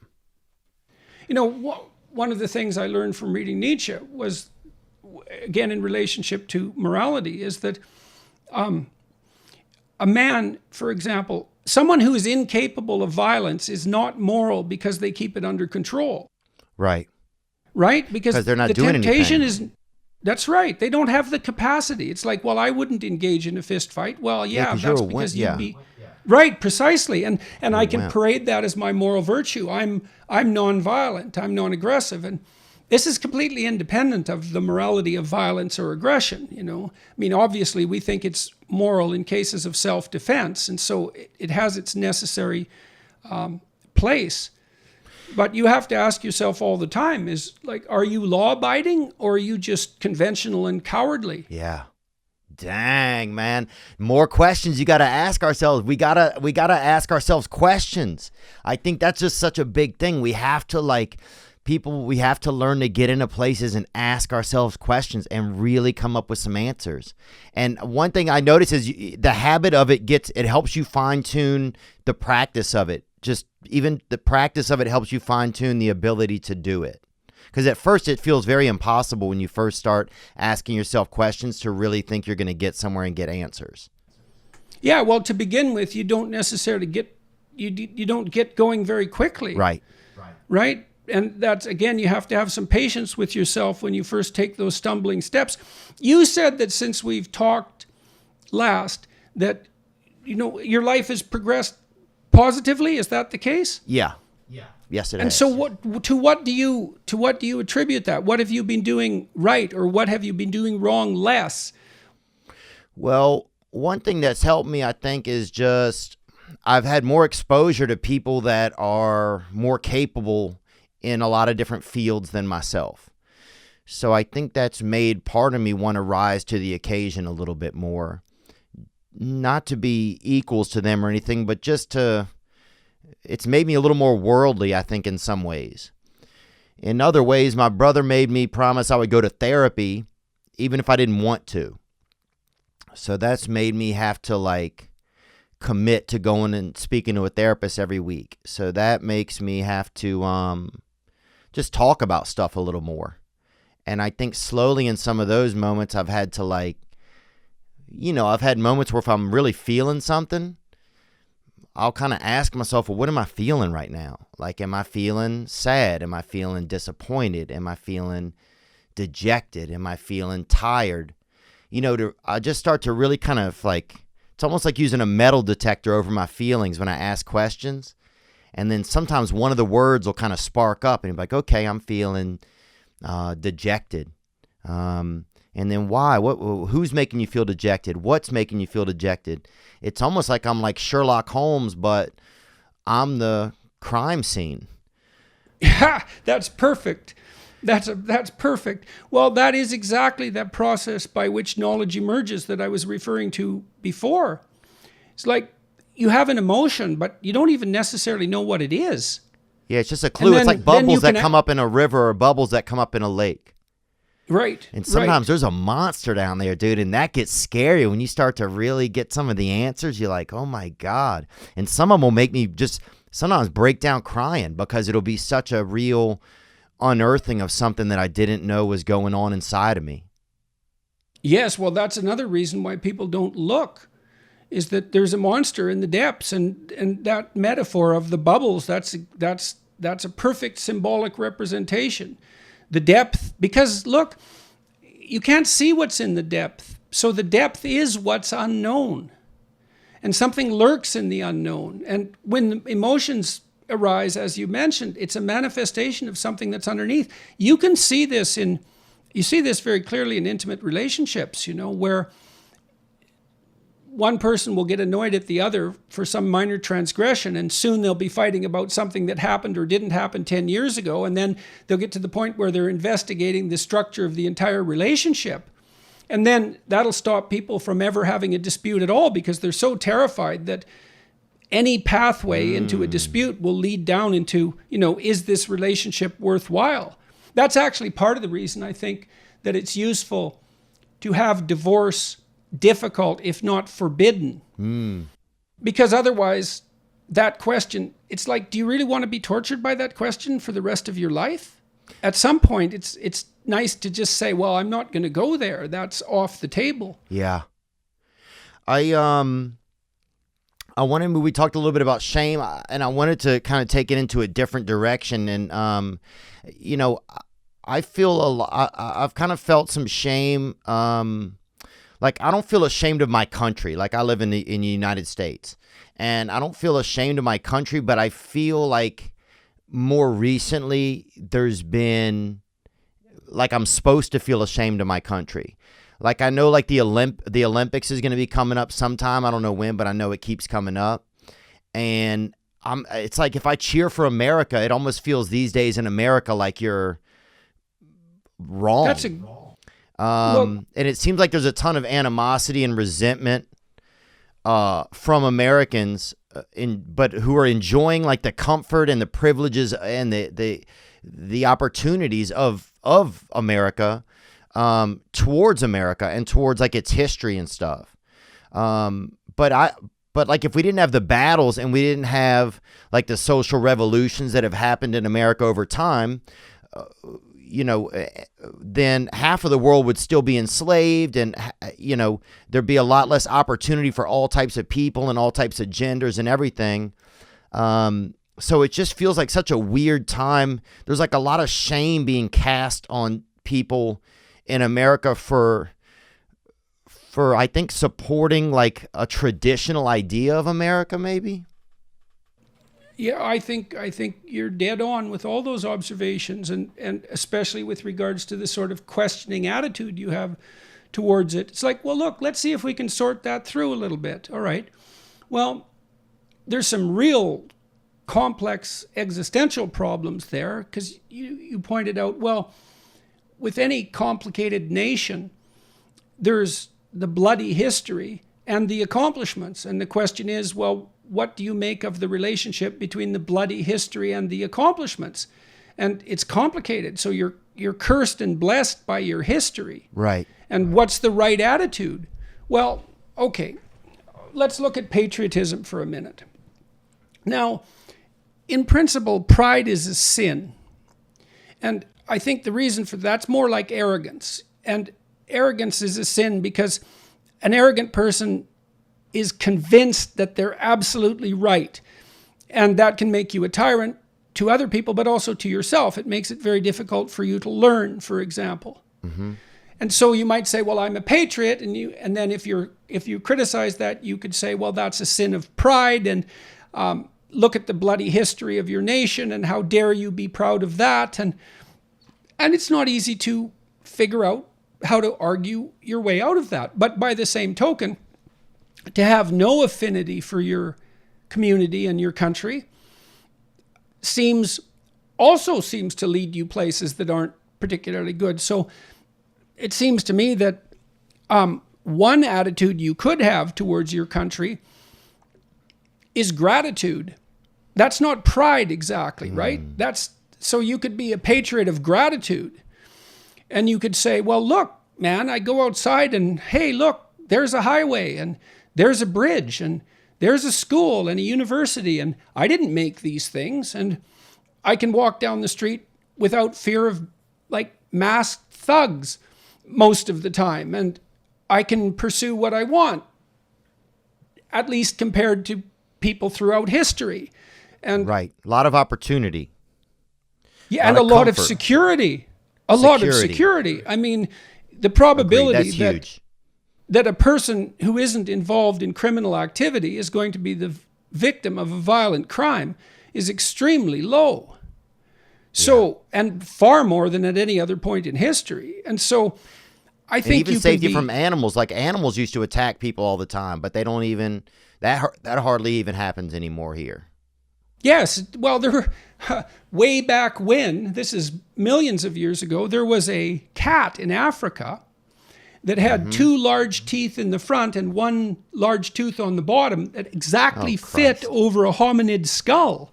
Oh, yes, dang, bro. Yeah, right, absolutely. And it turns out that we're not eaten by many of those anymore. And the problem, right. And, you know, we've kind of dealt with the predator problem to the point where we actually feel sorry for the predators. You know, maybe we want a few more wolves and a couple of lions and tigers, which is easy to say if they're not eating your children at the time. But right. So it seems to me that, you know, security, we're definitely secure. We are definitely, well, comparatively speaking. And for sure. You compare us to the rest of humanity in the past and the rest of humanity at present. It's like, you can be grateful for all those things and still.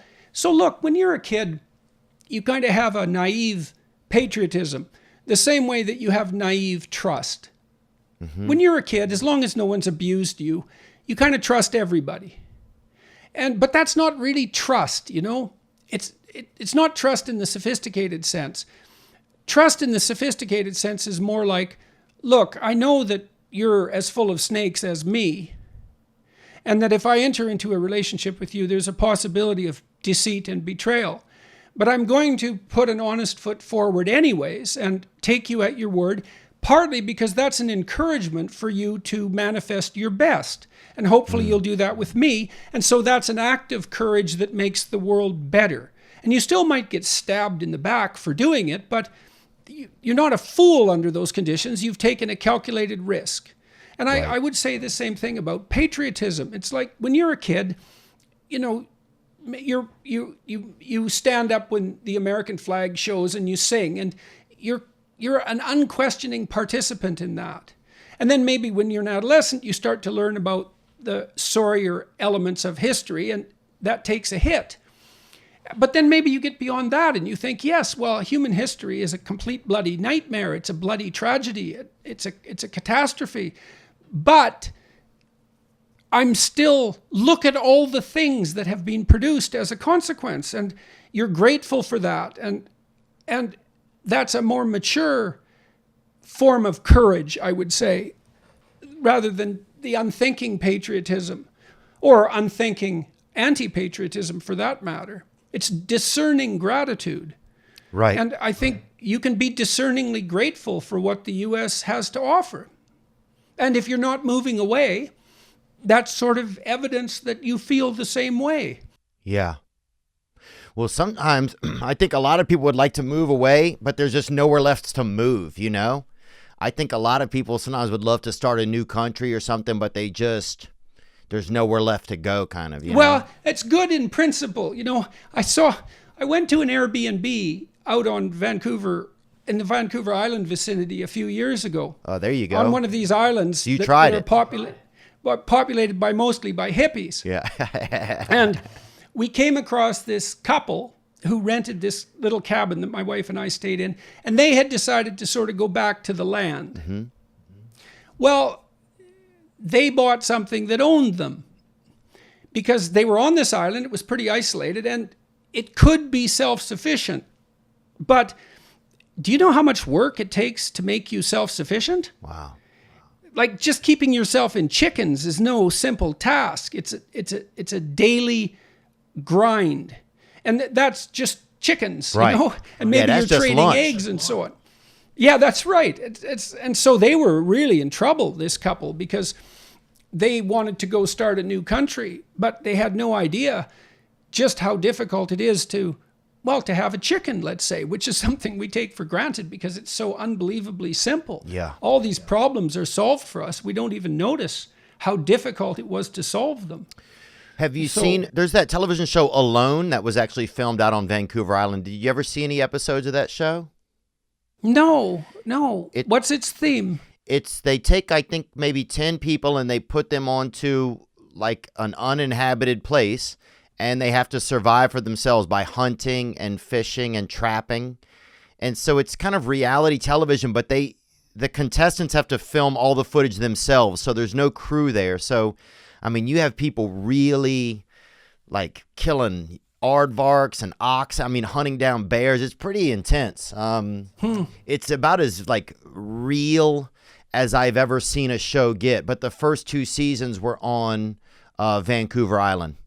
And it looked it turns miserable. out that doing things like hunting and fishing are actually incredibly difficult technical skills because animals don't like to be eaten and they're actually pretty smart. So you have to know a tremendous amount before you can manage that with any degree of success. Yeah.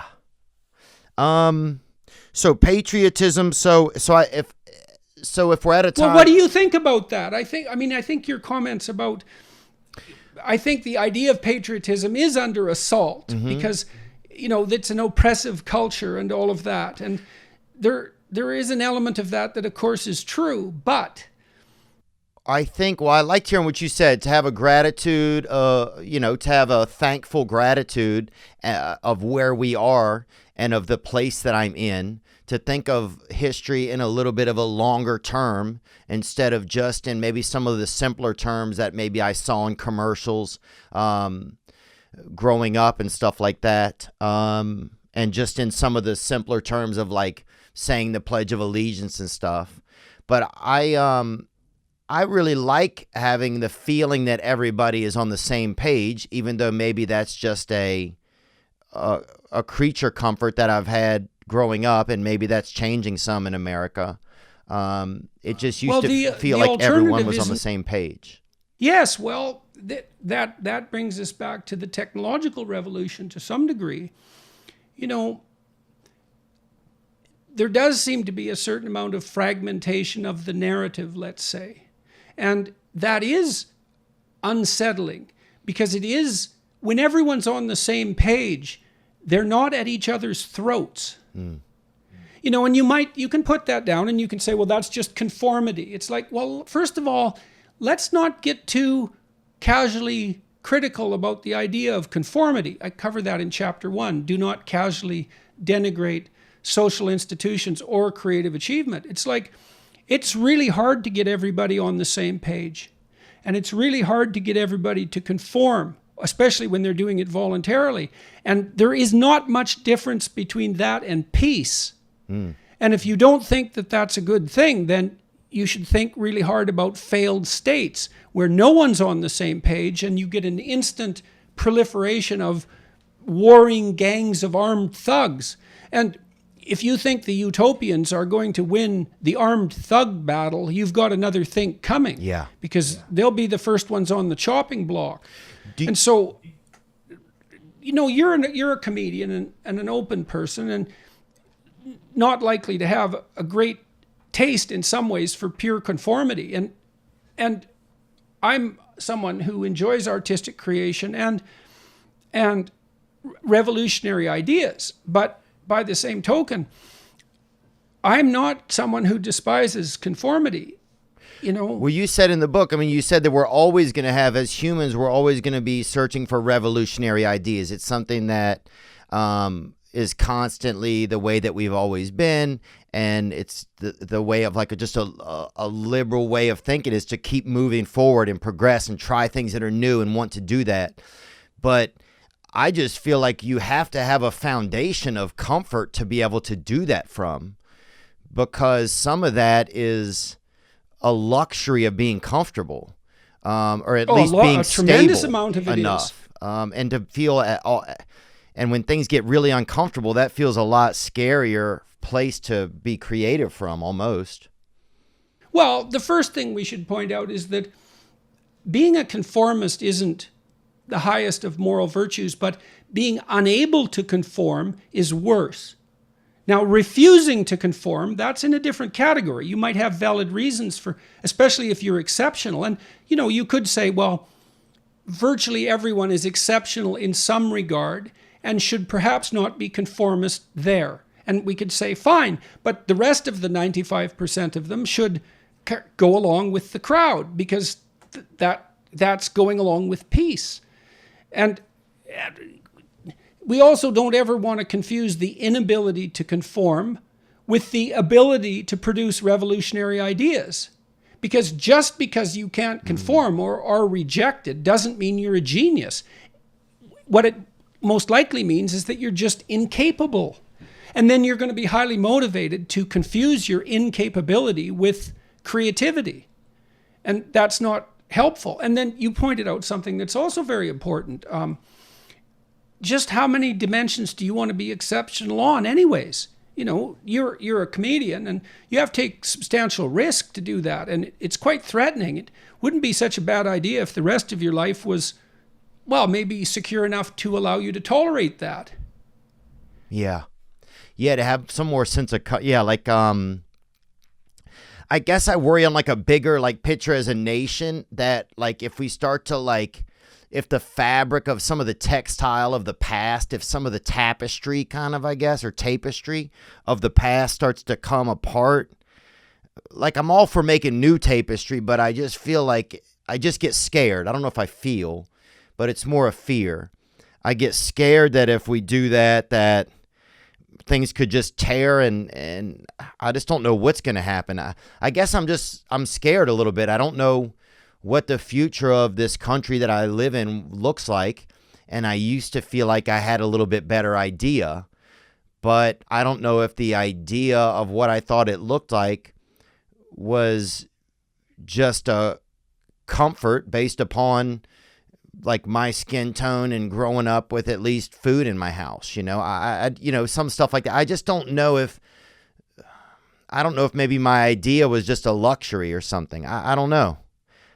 Do you know what I'm kind of saying a little bit? I'm just kind of scared. Yes, well, I think that's a question that everybody's being driven to answer, partly because there's intense moral pressure to ask yourself that question, to what degree was your privilege unearned? Well, there's an easy answer to that, actually. Lots of it. Yeah. But the same holds true with virtually everyone else. Yeah. And so who's got privilege depends a lot on what group you're willing to use as a comparison. Yeah. So even impoverished people in North America are rich by world standards. Yeah. They're in the top 1%, generally speaking. And they're certainly in the top 1% by historical standards. The problem with hammering home the idea of undeserved privilege is that there's no one who can't be crucified on that particular cross. Right. Unless you're born naked in the middle of a field with nothing. Yeah. Everyone is the undeserved recipient of the fruits of the past. The fact that you have a mother is a privilege. You didn't earn that. And so when you say you deserve nothing because of your privilege, what makes you so sure you're not saying that to everyone for all time? In which case, no one ever gets anything that they can have for their own. So it's a very dangerous game. Well, I don't see where it can end. It's not obvious, because imagine each person has multiple identities. That's intersectionality. We all have multiple identities. You're privileged along some of those identities, and relatively speaking, and less along others. So if you're young and black and female, well, you're young. Right. So that's not deserved. It's not like you earned being young. And so right. There's how always much going to be some way there's always going to be some form of privilege in every regard. Yeah, I certainly didn't feel privileged growing up. I mean, I feel like a lot of what I've had in my life has certainly been earned.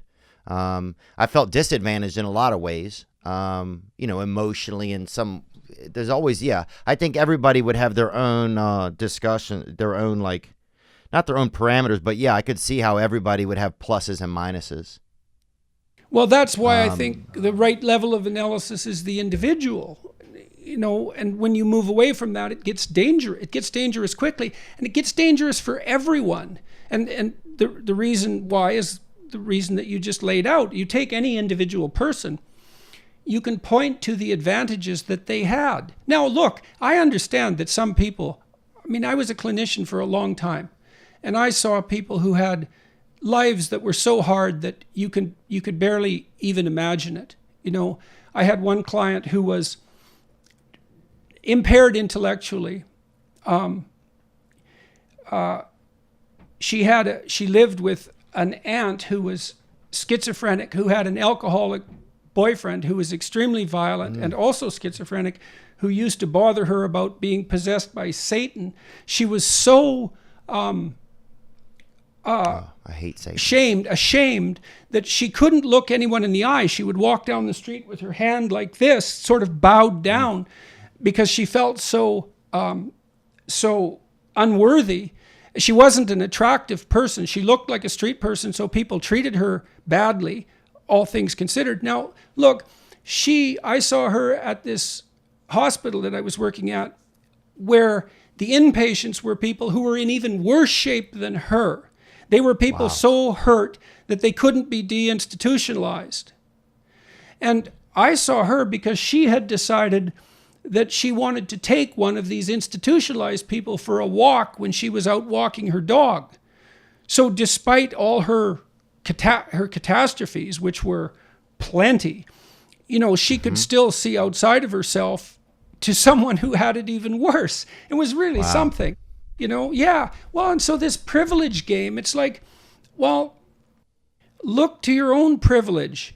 And that isn't, I'm not saying that there aren't historical injustices, but of course there are many of them. Right, there are for everyone in a lot of ways, yes. But if we only look at the victim side of things anyway, even as a human, if I only see myself as a victim, I'm really going to have a tough time. I can respect that I'm a victim of some things, but if I only see myself as a victim, it's going to make the rest of my life pretty tough, I feel like. Well, it also matters it matters what you want to do about the fact that you're a victim. Do you want to take away from other people? It isn't that, and that.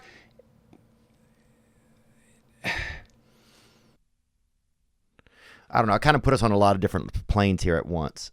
Oh, that's okay. Well, that was a very complicated problem, and it's one that, I think is particularly relevant to your particular country at this particular time and place, because the tapestry is under assault. And the thing is, it's a lot easier to burn something up or to cut it up than it is to knit a new tapestry. It's really hard.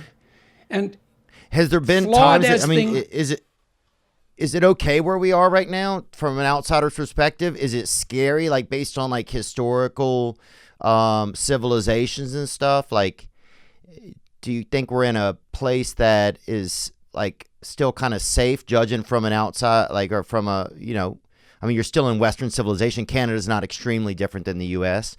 Do you feel like we're in a scary place, or do you feel like it's just a lot of pomp and circumstance, and at the root of things, we're still at a very realistic place?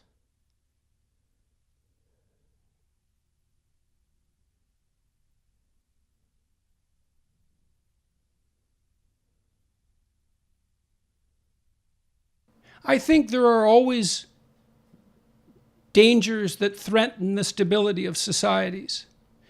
I think that those dangers are real, but I think they're always there. I think that I have faith in the robustness of, say, American institutions, all things considered.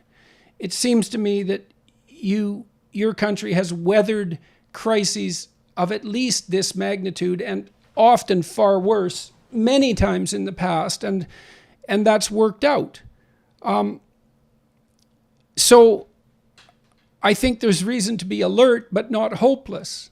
I mean, on the broad scale, world scale, let's say, it's hard to make a case that things were ever better than they are now. And it's almost impossible to make the case that there was ever a time in the past where things were getting better faster than they are now. Mm. So it's reasonable to assume that everyone on the planet will be out of abject poverty as defined by the UN by the year 2030. Oh, wow. It's halved. Well, it already halved from 2000 to 2012. And that was the fastest transformation in human history by a huge margin. Yeah. I've been seeing less poor people, I feel like, honestly. Well, there's variance, because in the Western countries, the working class hasn't kept up as well as they were in the 60s, let's say, in some ways. But globally speaking, there's lots of reasons for optimism. But it's a difficult problem to settle, because there's always the possibility that any given problem will get completely out of hand. And that's the case that people make with regards to climate change. While there's a small percentage of complete catastrophe, a small percent probability of complete catastrophe. Well, we don't know what to do with a problem like that, because it's impossible to calculate how many resources you devote to something that's absolutely catastrophic, but that has a small probability of occurring. Right. Like what if the Greenland ice sheet melts? Right. Well, then the oceans rise, multiple feet, and that's a catastrophe. Well, how much is it worth to stave that off? It's very, very difficult to calculate.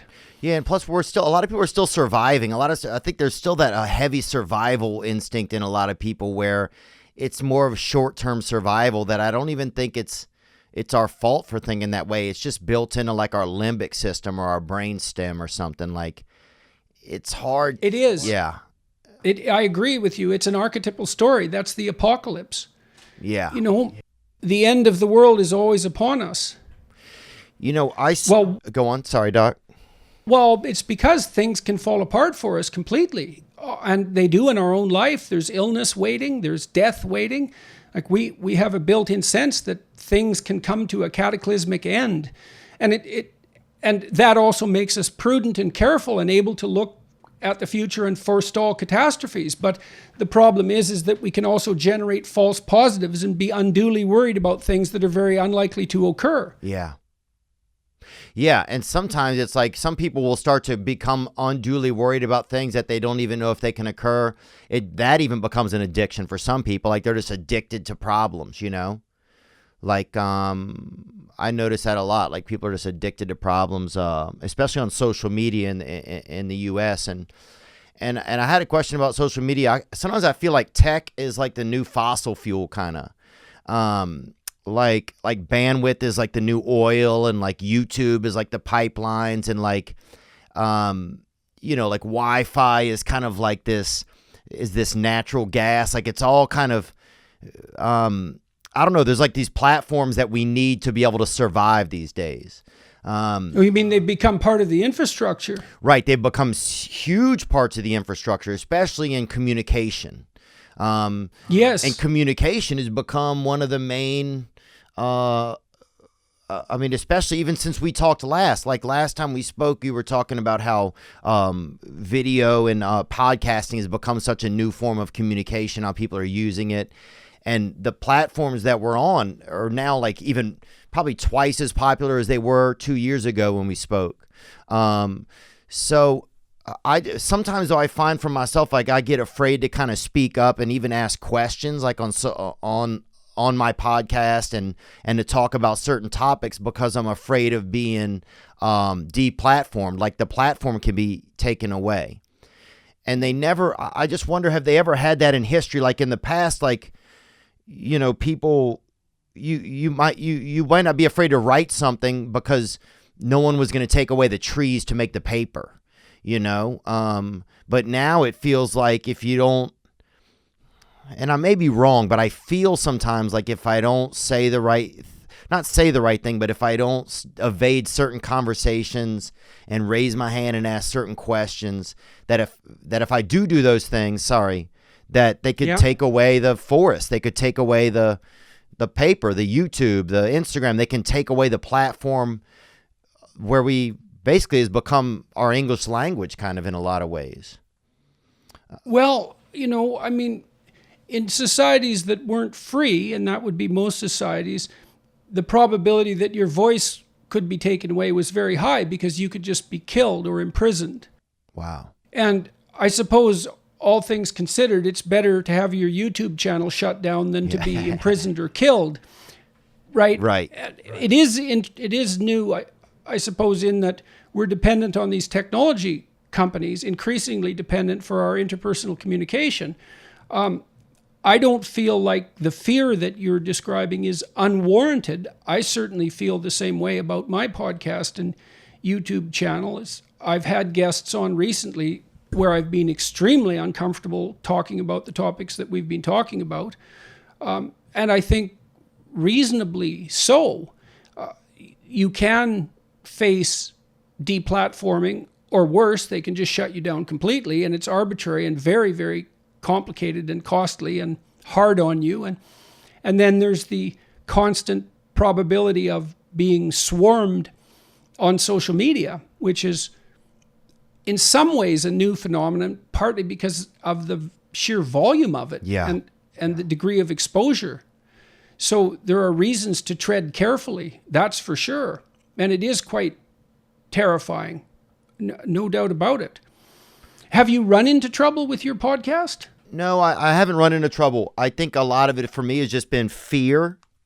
I had on Robert F. Kennedy, who's a friend of mine, and he's not an anti-vaxxer, but he is a lot more about safe vaccines and making sure that vaccines have been tested properly. And he's an environmentalist, since he was a child. And so it makes sense that he cares about the environment around us and the one that's in our veins, going into our bodies. He's just an overall environmentalist man.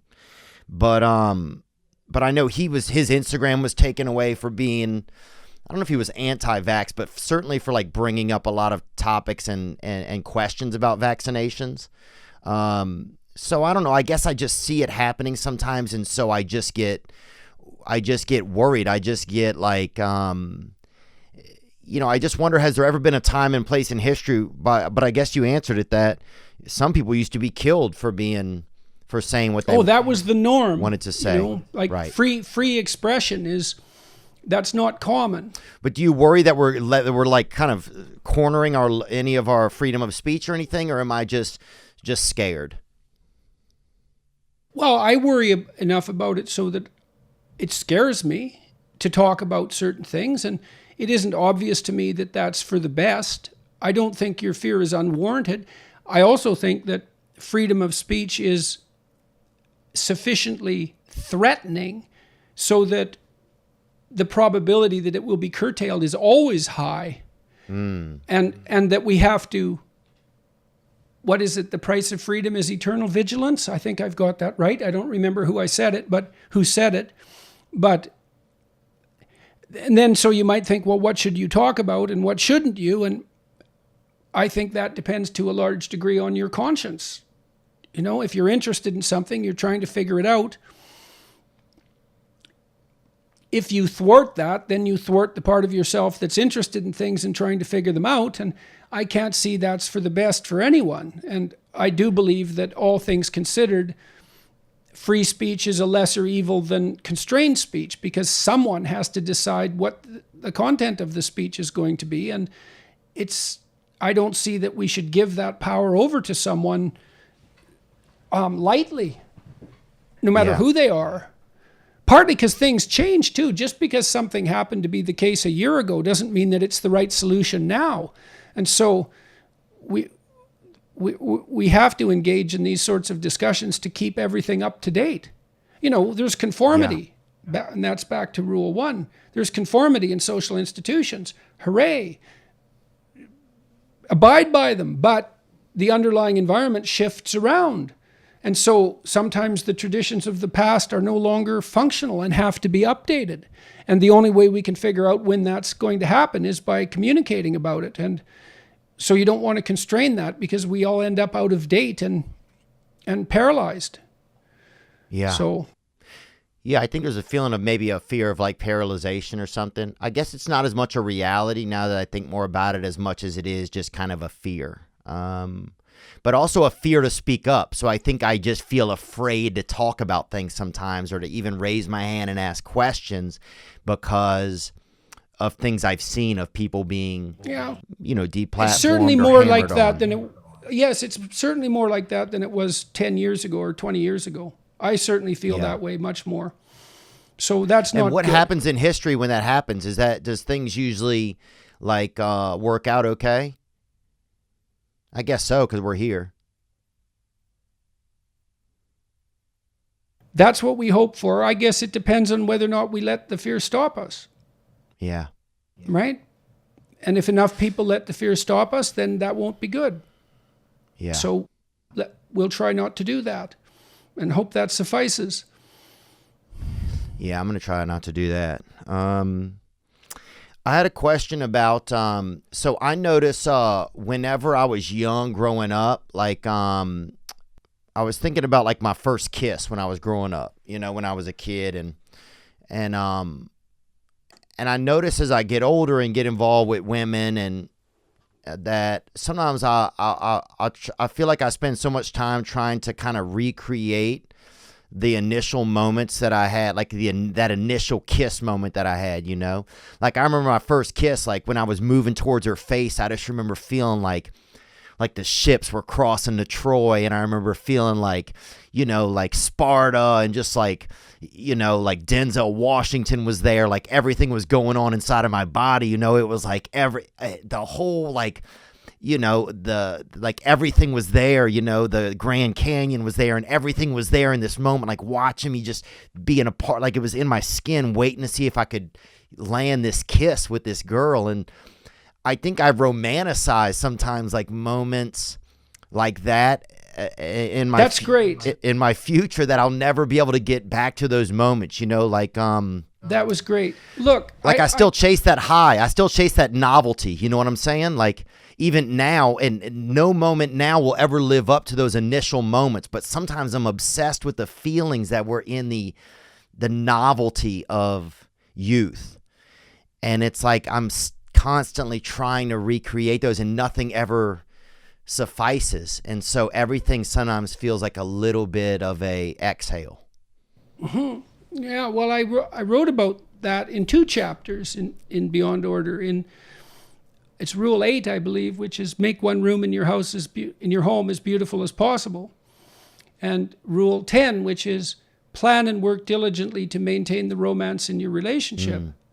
And both of them focus to some degree on the nature of the experience that you just described. There's a certain pristine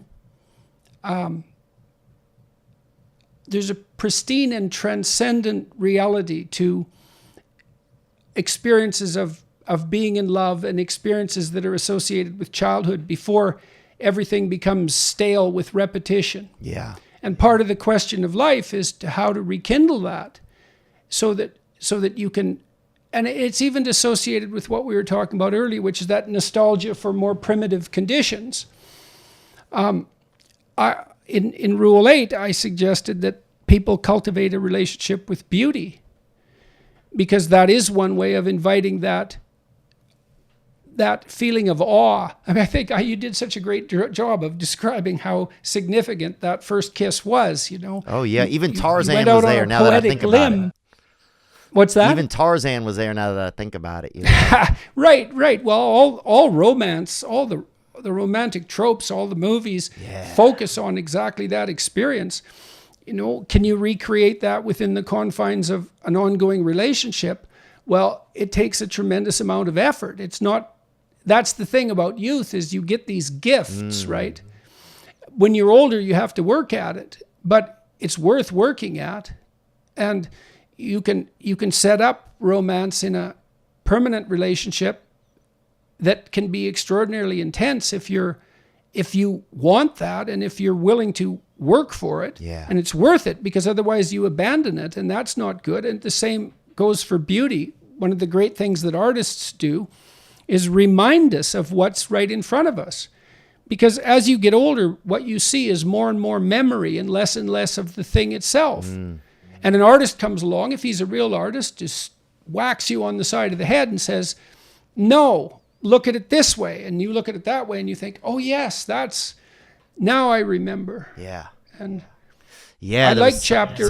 Go ahead. Sorry. And I haven't gotten to 8 and 10. I'm stuck in 3. I'm not, I didn't mean to be, but there's a lot of big words. You got to be, it takes a little time. Hey, no problem. I like chapter 8, I think, better than any of the other chapters, because it does concentrate on this experience of youth and the ability to be immersed so completely that's characteristic of childhood. And there's an idea, that the kingdom of heaven is something that's already inhabited by children. Right? Unless you become as little children, you'll in no wise enter the kingdom of heaven. And that is it's a poetic echo of the fact that those experiences are possible. But with effort and discipline and aim, you can reduplicate them, at least to some degree, in your adult life. And that's definitely worth that can be worth the effort, especially if you find yourself longing for it. Yeah. Yeah, even I remember after our last conversation, a lot of things come down to effort, really, and really living,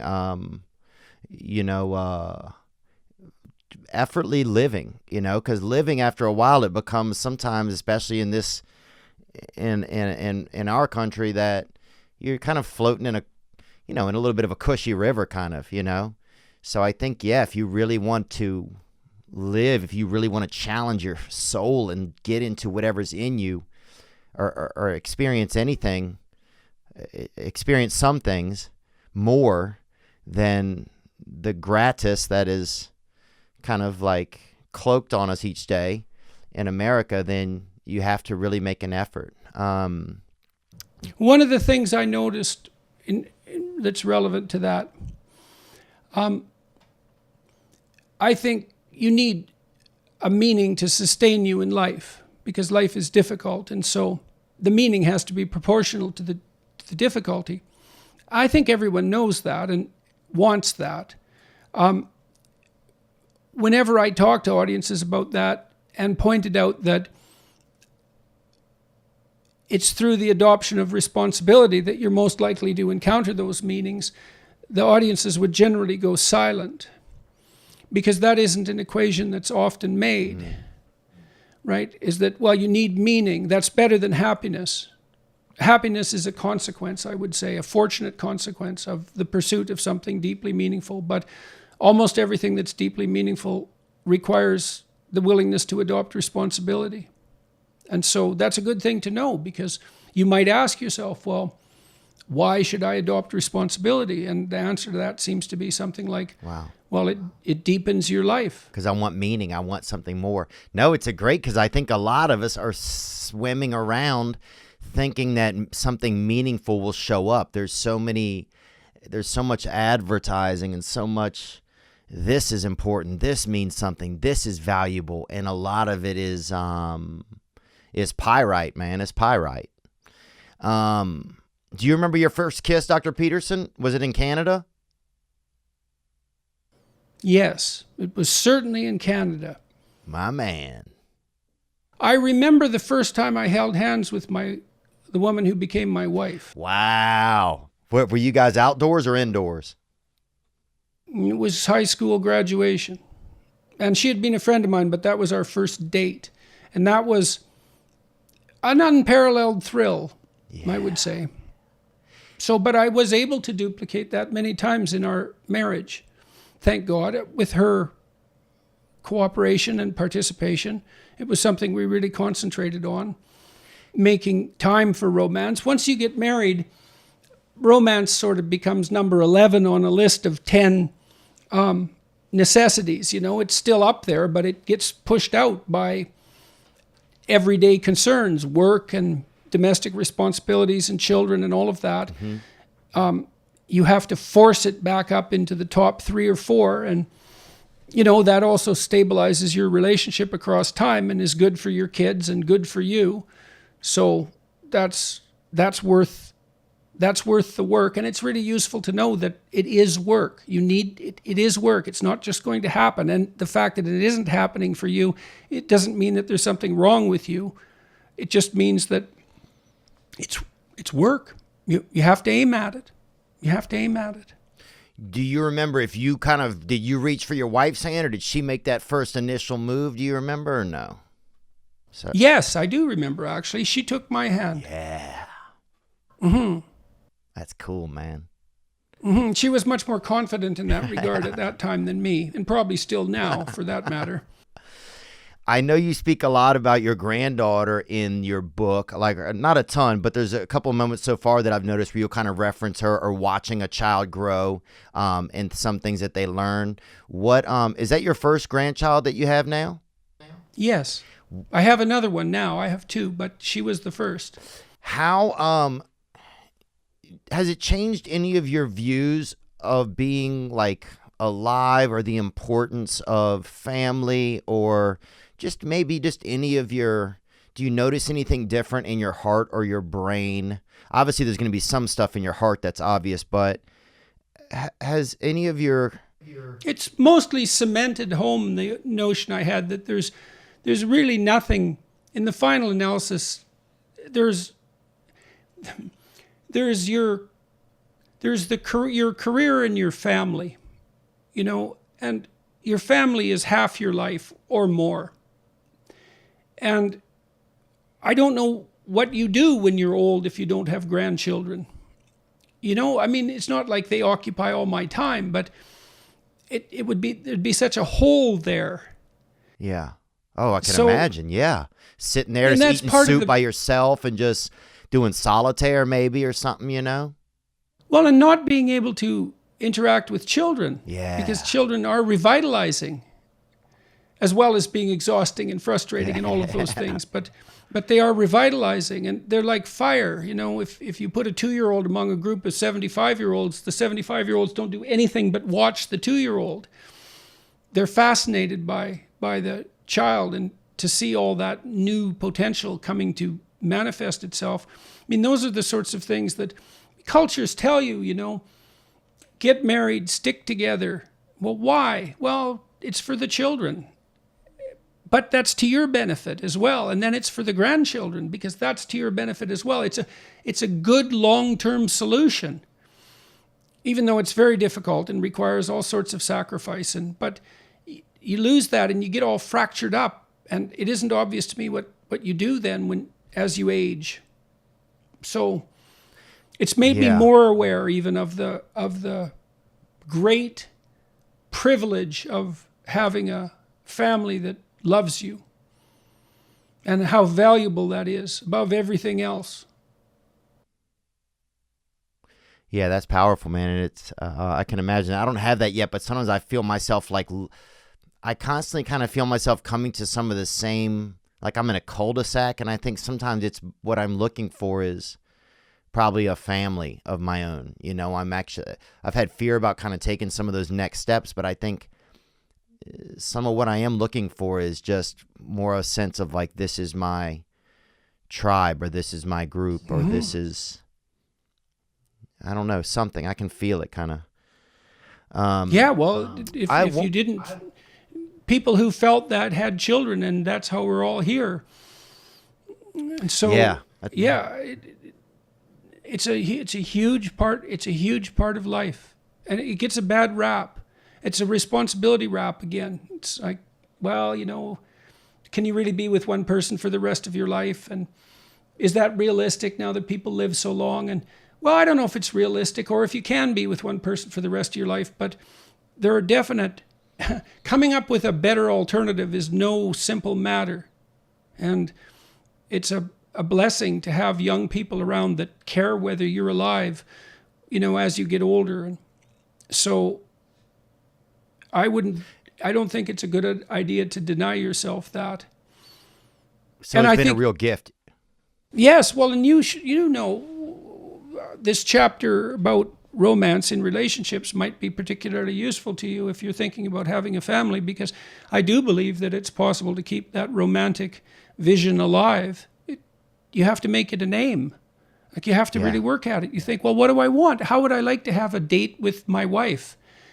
Well, what would you like to see her wear? How would you like to arrange the music? You know, all of these things, people are afraid to attend to them. But if you attend to them, you can get good at it, and then you can make something magical. And then the magic that you can create with the same person over and over stops you from being frustrated that it's the same person. No magic. Because, yes.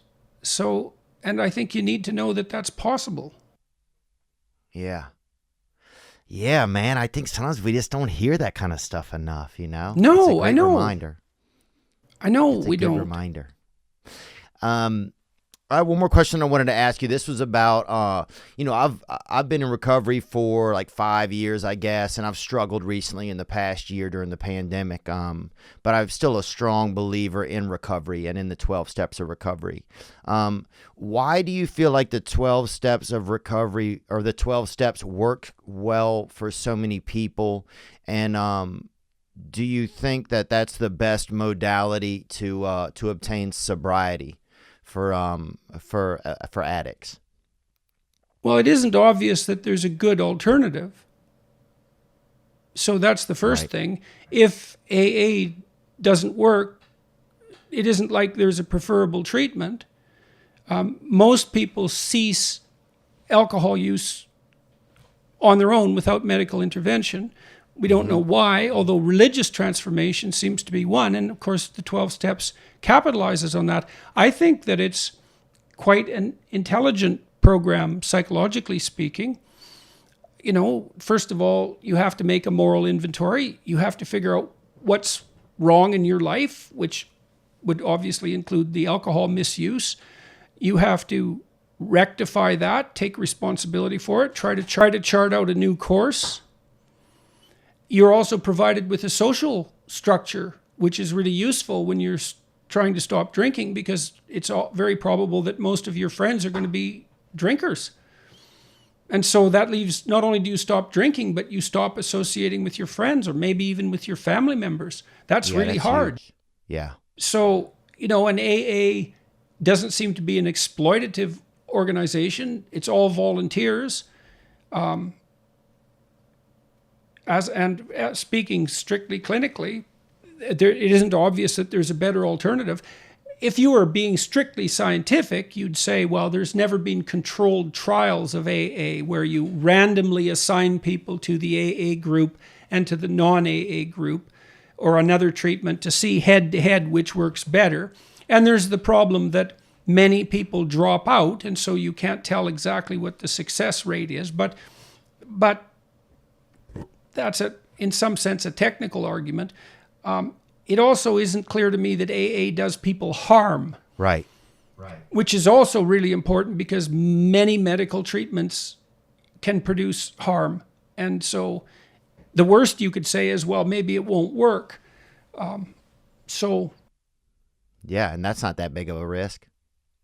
Especially if you're already wasted. Comparatively speaking, yes. Yeah, if you're already all sick or something, you know, then... So what do you think it was that enabled you to stop drinking? Like, why did you manage it? What did you use as an alternative? Well, I noticed when my problem was cocaine, but I worried that if I drank, I would do cocaine. I never had a problem drinking, but I was worried that one could lead to the other. Yes, undoubtedly.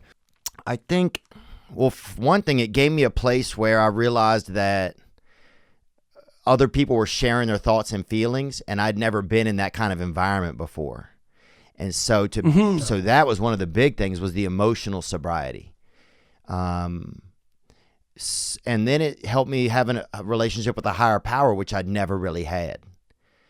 Right, and what difference did that make, do you think, to you? Man, it was the first time in my life I felt like something cared about me unconditionally. And you experienced that? Oh, and I experienced it at a level that shook me, man. Like I got electrocuted. Like it was, yeah, that a God just, that some invisible thing cared about me at a level that I could never even imagine. And that no matter if I was good or bad, or if I did something naughty or nice or cinnamon or spice, man, that this thing loved me. And that was, I just never felt that before. So for there to be a way to get to that feeling, that's what made recovery feel like important to me, I think. Yeah, well, to have an experience like that is a real gift. Yeah. It was powerful. Dr. Peterson, I don't want to take up a ton of your time, man, but I think once again, it just reminded me that life is a program of effort, you know? And if we want to see changes, and if we want to experience something different than the circle or even the figure 8 that we're in, or even the trapezoid that we're in, that we have to, that we gotta make an effort, you know? We really gotta make an effort. It's good talking to you, like it was last time. Appreciate it very much. You too, Jordan. Thank you so much for your time, and congrats on the new book, and I look forward to finishing it, and you look great. And congratulations on your continued success. You too, brother. I'll chat soon. All right. All right, cheers. Good talking with you. Thank you. Now I'm just floating on the breeze, and I feel I'm falling like these leaves. I must be cornerstone. Oh, but when I reach that ground, I'll share this peace of mind I found. I can feel it in my bones, but it's gonna take a little time for me to set that parking brake and let myself unwind. Shine that light on me. I'll sit and tell you my stories. Shine on me, and I will find a song. I will sing it just for you. And now I've been moving way too fast on the runaway train with a heavy load of my